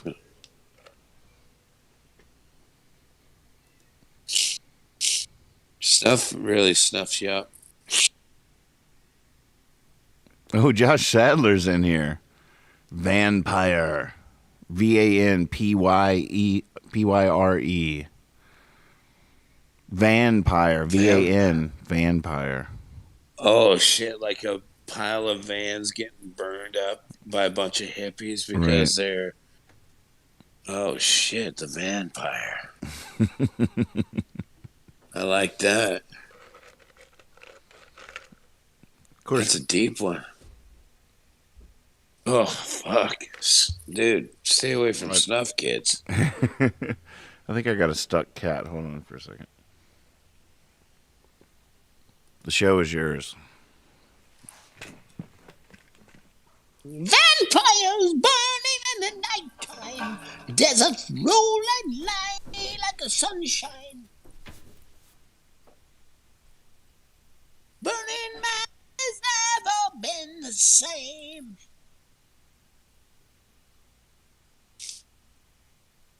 And if you ain't like it before, Oh, snuff. you won't drive the same way again. When you give it up, for love, you create a vampire, and it burns all through the night like a vampire. As you hold your history tight. So What did I miss? nothing. Oh, come on. What did I miss? Not I could a hear damn it. I could hear it coming out of the headphones a little bit, but Oh yeah, here it is. That's it. You didn't miss the shit. did he nail it or what? No, I did not. I was going through a snuff academy, dude. I It just works, huh? graduated. Just graduated from Snuff Academy. I'm going in for my doctorate.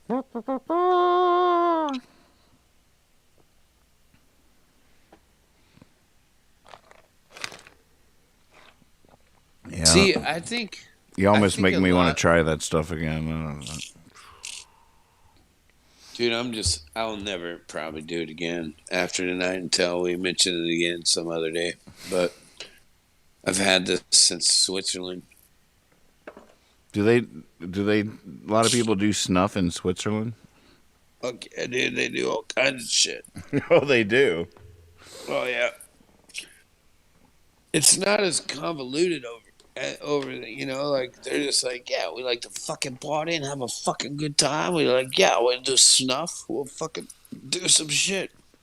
Over here, we're just like, holy shit, kids are fucking smoking their sneakers. They're eating Tide Pods. I don't know what I'm talking about. It's true. It's true. What you're saying. It's a little What you're more- saying is. You might not know what you're talking about, but what you're saying is true. Yeah.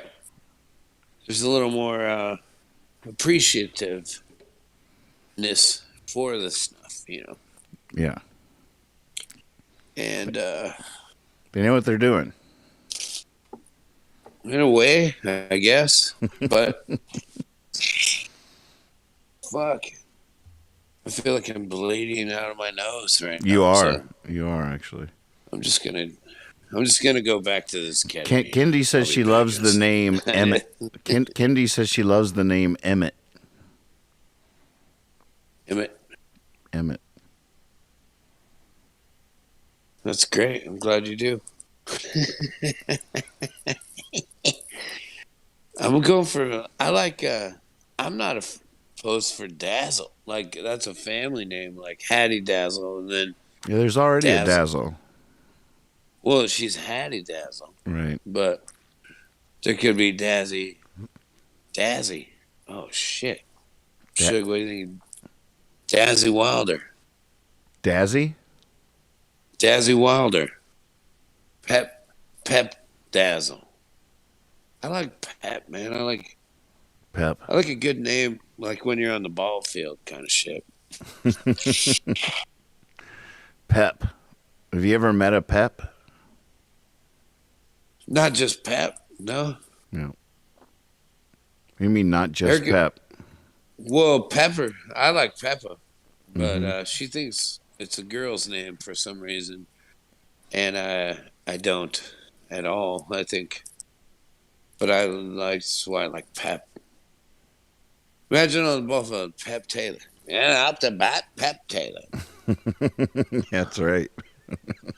It's kind of that's how I think of names. You know? Up the bat, Hattie Dazzle Taylor. The Dazzy T's up the bat. You know. Why the bull? Erica says you call her Dazzle. I do call her that. Hattie would be pissed if we shared her name, she says.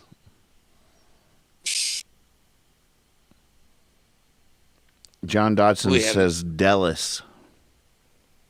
Dellis with the E. Delis. God. Dellis. Put that in your puppet. Maybe you want to Macintosh us. Computer joke. Bam, that was good.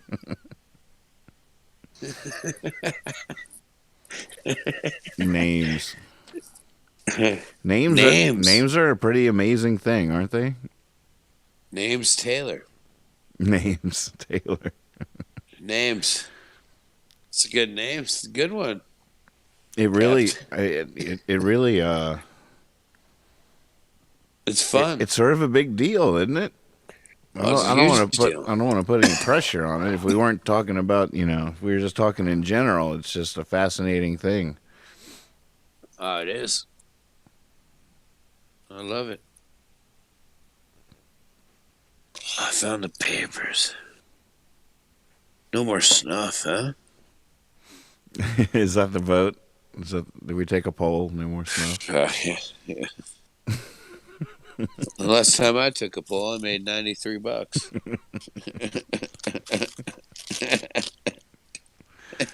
It was ladies' night.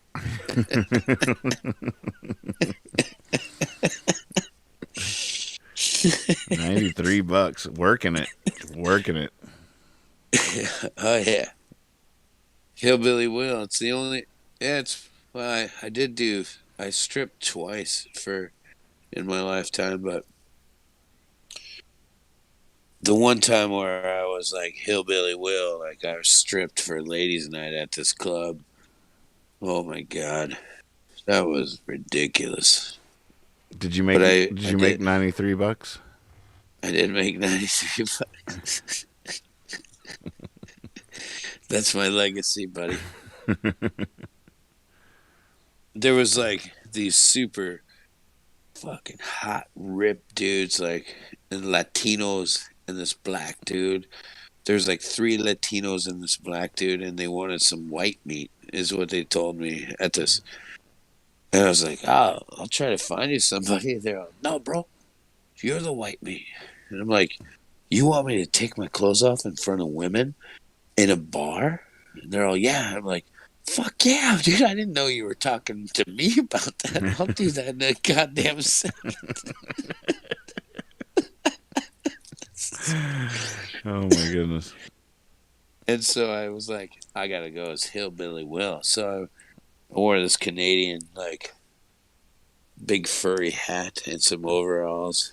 And we're in this dressing room. And these dudes are, like, pumping weights and shit. Dude, they're all ripped. And the guy, the announcer comes in. He's like, all right, who's going first? I'm all, me.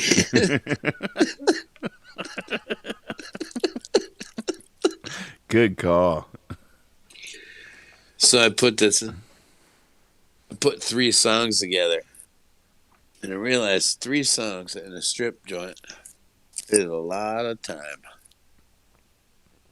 But my first that song is a lot of time. Jeez. One song would be an eternity. Oh, dude. I'll never. Yeah. One song was an eternity. I was already down into my nakeds after the first song. I didn't have anything else to do after that. Tension and release, man. Tension and release. But the guy's like, all right, ladies, put it together for Hillbilly Will. That's what I named myself. And I just came out and I was like, let's get it on. And I went out just straight for let's get it on. And I made $93 in the first song. In the first song. And all the ladies there that were there for ladies' night spent all their money on the first song. It was a pretty bad ladies' night. And then the other guys came on and they were just like doing these crazy shit. Oh, it's a funny story. The entire story is crazy, but that's my time stripping. About $93 worth. I was ready for that story to go on to the next level. Oh. Well, there was a cop there. She was undercover because they heard about ladies' night and they didn't want any kind of shenanigans going on. So in my first song, like, I took most of my clothes off, like, except for my leopard skin Speedo. And then I was like, oh, shit. So I'm like, I got to do some kind of cool moves. So I would, like, I would pick my balls up and rub them on the table. Before, I didn't know. That was your move. And I did it on the police lady's table. She was sitting by herself. Yeah. I just got a text probably from Suge like, don't tell this story. Oh, really? No, I don't know. I felt my phone buzz.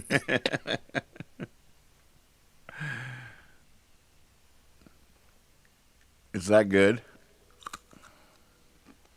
Oh, look at that. God froze him up. Hung him up.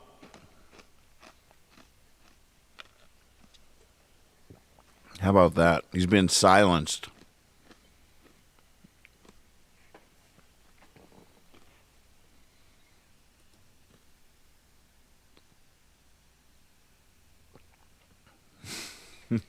How about that?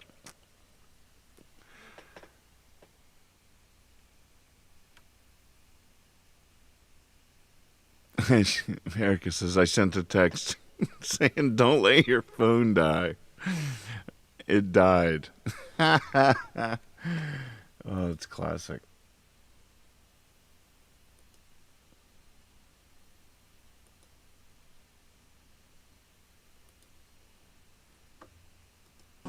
Do you know what it means to miss New Orleans?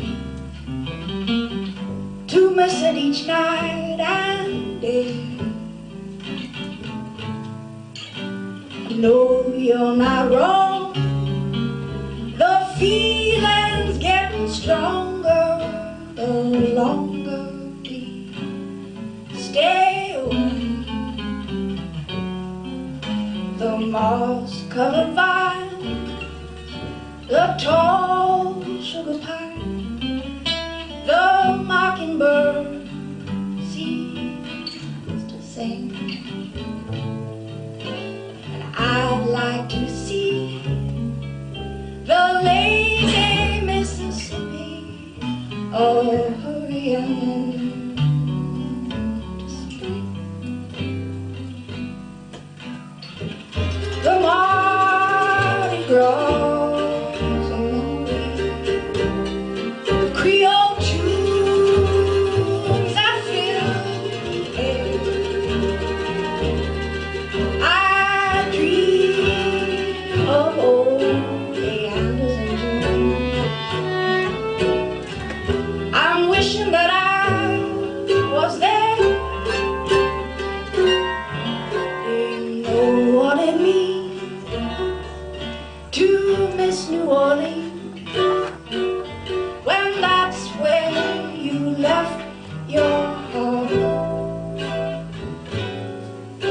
And there's something more. I miss the one I care for more than I miss New Orleans.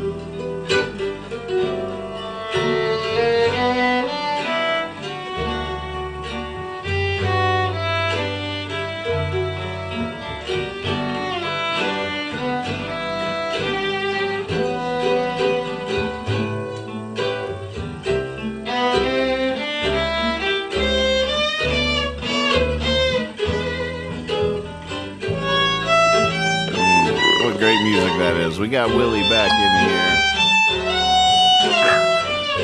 Phone died. Thank you, Suge. Nate Leaf is taking a nice solo in this video. Still going.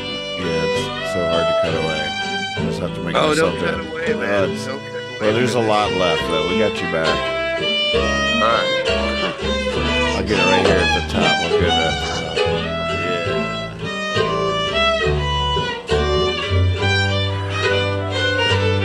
Man, that's man cut, huh? Hey, Leaf. Yep. American Night Out. He's doing really great. Man, have you seen Sierra Farrell? Yeah, that's who he's playing with all the time now. She's amazing. We had such a great time. We had like few moments at the Folk Alliance that were like, holy shit. Oh, cool. Yeah.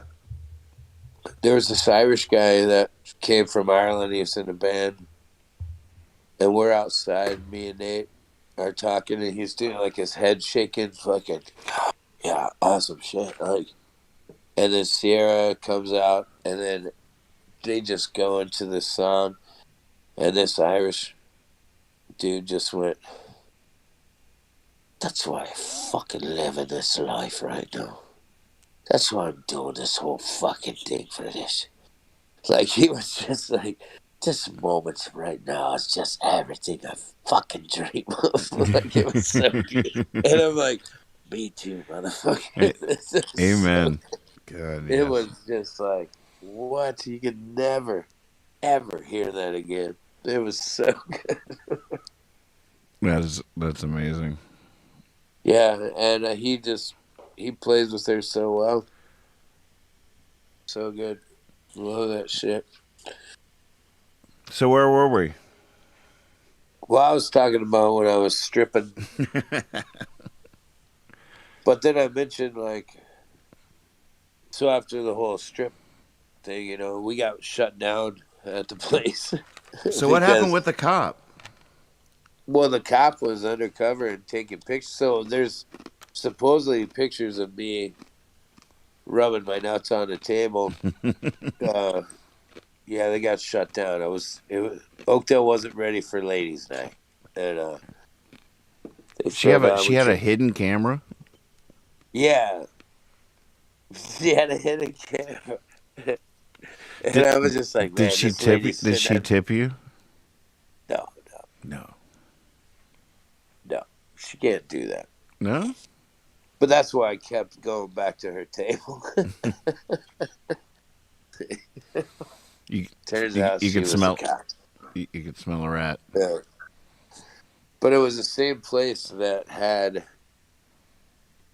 comedy night.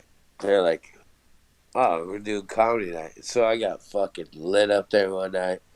And I was funny to them. They're like, dude, you got to calm down. You got to do comedy night. And so it's like, fuck yeah, I'll come down to comedy night. I've already fucking rubbed my balls on the cops table. What else is, but comedy night is way scarier than getting naked in front of ladies, you know. Comedy night is like, oh God. And I tried writing the jokes. And I went up there and I froze, dude. I was just like, and all these people were just like drunk looking at me. And I went, this is when I am at the lowest point of my life. And I'm so frightened. And I don't know shit. And I just go, instantly I just go, just tell them the jokes you learned when you were in fucking grade school. And so I snapped out of my froze, and I just went, you ever hear about Johnny Fucker Faster and Susie P? So I started telling these jokes that me and my brother used to laugh at. And have you ever heard of Johnny Fucker Faster and Susie P? No. This was seriously a fucking joke when I was a kid, and it was like, Yeah, Johnny Fucker Faster and Susie P. They're walking home from school, and Johnny Fucker Faster says, "Hey, Susie P, you want to come over?" And she's like, "Oh, I don't. Mommy said not to. I don't think I ought to." And he's like, I can make you. I have some cookies at home." And she's like, "Okay." And so Johnny Fucker Faster and Susie P get back to Johnny Fucker Faster's house. He's like, "Hey, Susie P, you want to come up to my bedroom?" "Mommy told me not to. I don't think I ought to." I haven't told this joke in years, like since, but it was my only go-to when I was failing so hard. Keep going. Yeah, and so Susie P goes up to Johnny. He's like, "Well, I'll make you, I'll get you a bowl of ice cream." He's like, "Okay." So they go up to Johnny fucking Faster's room, and then Johnny fucking Faster says, "Hey, Susie P, you want to get naked and jump in my bed?" "Oh, Mommy told me not to. I don't think I ought to." "Well, I got a stash of some cannonballs over here. You want?" And she's like, "Okay." And so they get it. Johnny fucking Faster and Susie P get in Johnny fucking Faster's bed, and they start doing it. And they're just doing it. And then lo and behold, Susie P and Johnny fucking Faster's mom, come home to Johnny fucking Faster's house, and they like, "Where are the kids?" And they walk upstairs, and they open the door, and Susie P mom, oh wait, Johnny fucking Faster's mom's like, "Johnny fucking Faster," and he's like, "I'm going as fast as I can, mom." And then Susie P's mom said, "Susie P, I can't, mom, my hole's plugged up." That's a fucking joke I heard when I was a kid. Johnny fucking Faster, I can't, mom, I'm going as fast as I can. Susie P, I can't, mom, my hole's plugged up. Right? Gotcha. I'm bar- I'm bombing. I'm bombing like a fucking idiot. So I go back to that stupid joke, and I fucking win the crowd. I got them.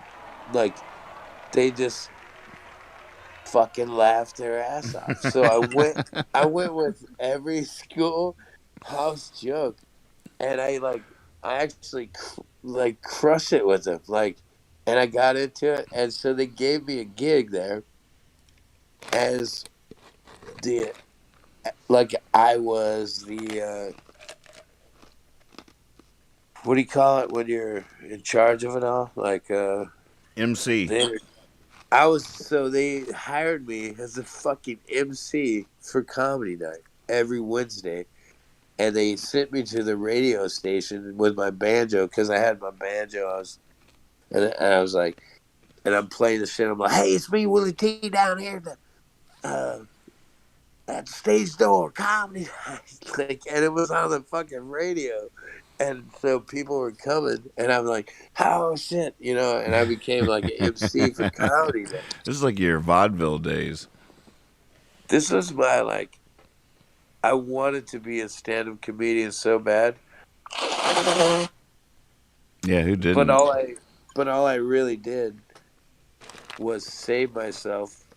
I mean, I made the people laugh, and then I got the gig, but I was so envious every time I was announcing these people. Like, damn, I almost had it. Like, but I mean, I fucking croaked. I croaked to death. You know what? You know what Dave Chappelle says. All comedians want to be musicians, and all musicians think they're funny. That is one of my favorite quotes.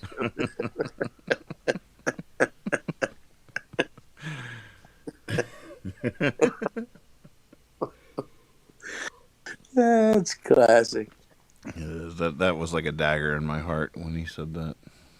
Oh man, but I'm still like I'm not giving it up Don't give up. because every comedian just fucking fails.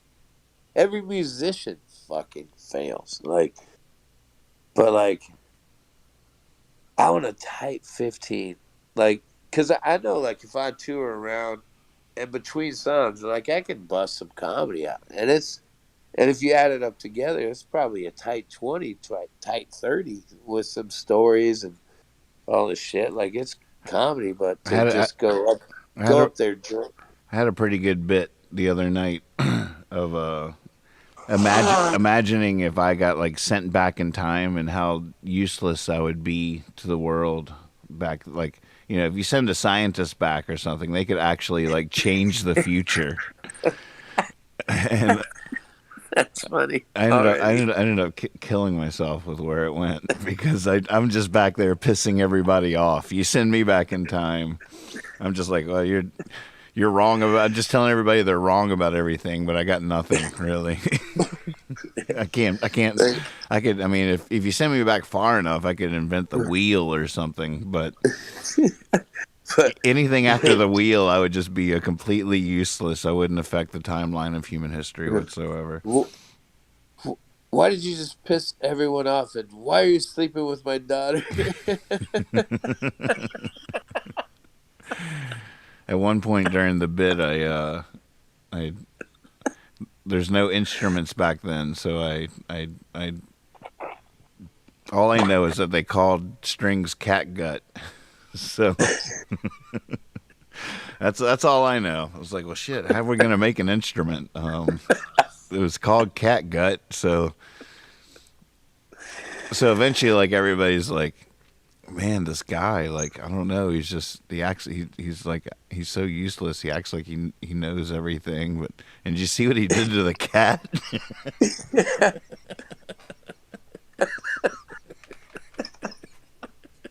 That's funny. Yeah, working on that one. That's funny. You should add like I caught him with my daughter, and you saw what he did to the cat. Like you know, just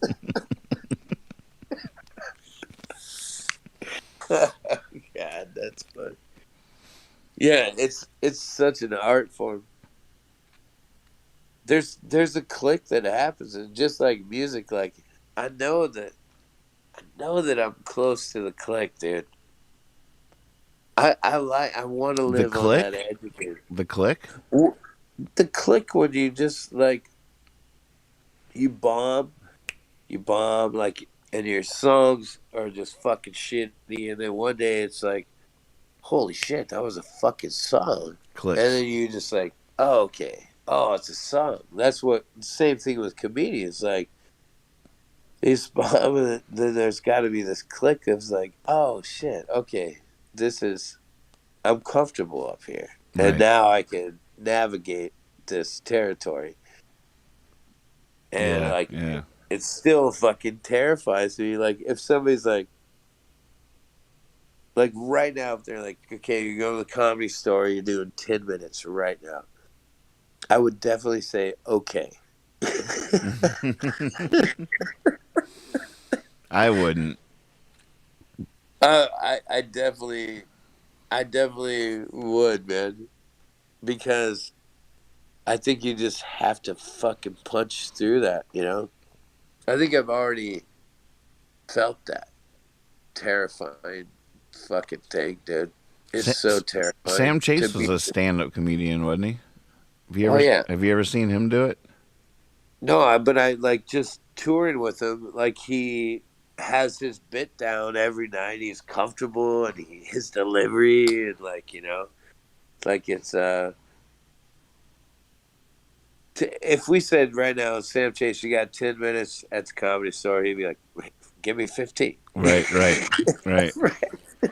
See, I can't repeat jokes. I'll spin a yarn sometimes like with true comedic timing that I'm even secretly really pleased about because just the rhythm of it. I'm just like that was real rhythmic Yes, and I have comedy to. rhythms. But I can't repeat jokes. I can't craft them. I can't like all right, do it again the next night and make it a little Well, better. Then do it again the next night and make it a little better. I get a laugh off I my can do one that, little. but I can't do it exactly verbatim. Like I have to make it different for myself to make myself laugh. Right, I have to right. make the joke better and better. Like, that's that's the whole craft. Like when you go on tour, like if I go on tour and I'm doing like a month, I start by the end, dude, my they're different every night, but on the last night or even maybe the night before, like, dude, that's some of the best shit right Yeah, the there. banter's become a whole thing. Yeah. Yeah, I love When that too. it's uninhibited and you're like, okay, I'm not worried about shit. And it's fun. Especially It's when you fun go. when you're on the road too, because it's a different town every night. So you don't. It's not that weird to tell the same story every night or something. But it okay, you can see I can tell the same story, but I can't do it like I did the night before, or Right, I'll feel cheap.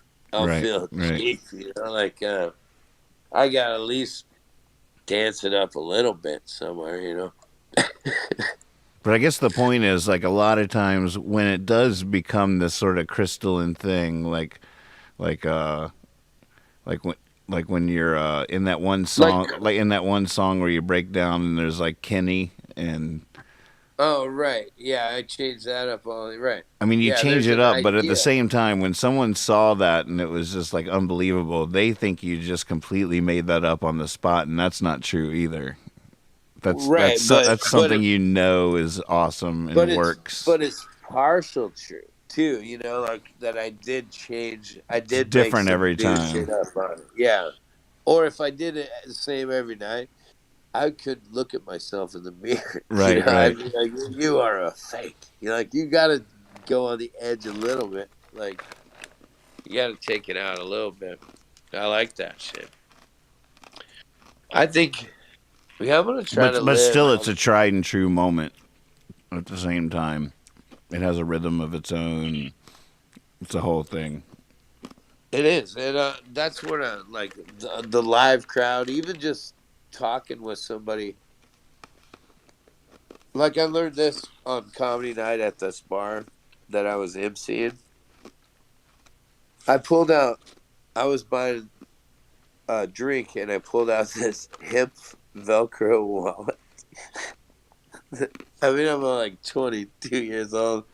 I had a hemp Velcro wallet, and this just one of those fucking sleazy just witty, fucking smart dickbag comics was there for the night. I don't remember his name, but he's like, "Hey, what's like a really fucking shitty town around here?" I'm like, "Ah, it's Riverbank," And it's and I sat and we talked and we had a good time, and this guy goes up on stage and he does a whole fucking bit about a dude with a Velcro wallet from Riverbank, and he made the whole crowd laugh, and I was just like, holy shit, that guy just fucking made that shit up about my fucking wallet. And he had a obviously some kind of, you know pal, he knew how to make fun of that, but he added it and it was fresh and new to him, or he would have been bored, and he killed it. And I was just like, damn, he just killed me. He crushed me right in front of my face. That son of a bitch. And It's I've ruthless. always, Comedic world. I've always, I appreciated that because, and I learned you meet somebody and you add them into the show and you start talking about this shit becomes real and funny, and becomes honest, and it becomes on the edge. Like, you can Carlin completely thinks out every fucking word. Boom, boom, and boom. it's Dot, dot, and dot. it's Every T crossed, every I dotted. and he knows when he's commanding. He knows when he knows it's all written out. And I mean, I have just mad respect for that shit. That's Yeah, incredible. yeah. I that's what my mind wants to do is some Carlin. Mm-hmm. But then I just go into Johnny Fucker Faster, you know. He would have liked that joke. Ah, shit. I think I'm gonna go to bed, man. My nose is so stuffed up. Love you, buddy. Thanks for dropping by. Don't do stuff, kids. Don't do snuff, kids. That's Man, that's important. It was fun catching up. Yeah, it's great to see you. Yeah, Love you tell all. Grandma Love you, Amanda. Erica. Thanks everybody for hanging out with us. Kendi's still in there. Josh. Oh, the gang. West Coast still on. Josh Sadler says I couldn't save my life to save my life. Good night, Erica. It's time for her morning nap. Yeah. This show's intended for immature audiences. That's good. He wrote that to me today. That's perfect. All right, guys. I'm gonna get up and we built a sweat lodge at Mandy and Randy's house. Oh out of man! Willows. Wow. So we're gonna go pick some rocks tomorrow and start sweating. That's You guys amazing. are welcome to join.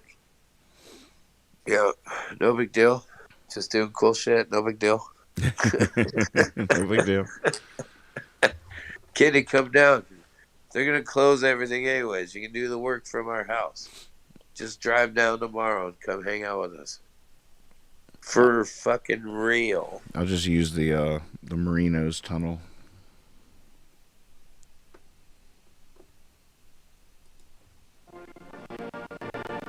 It's just me, Willie Longfinger, saying good night. All right. Love you, buddy. Love you, buddy.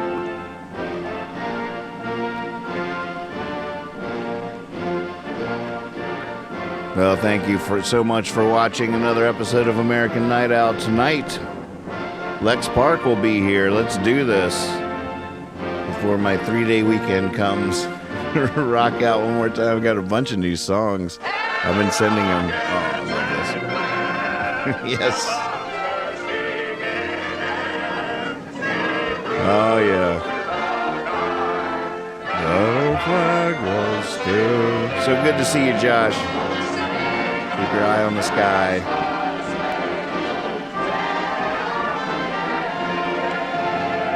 We got a lot done tonight. We got through a lot. New songs. It's been a good week, really. See you later. American Night Out.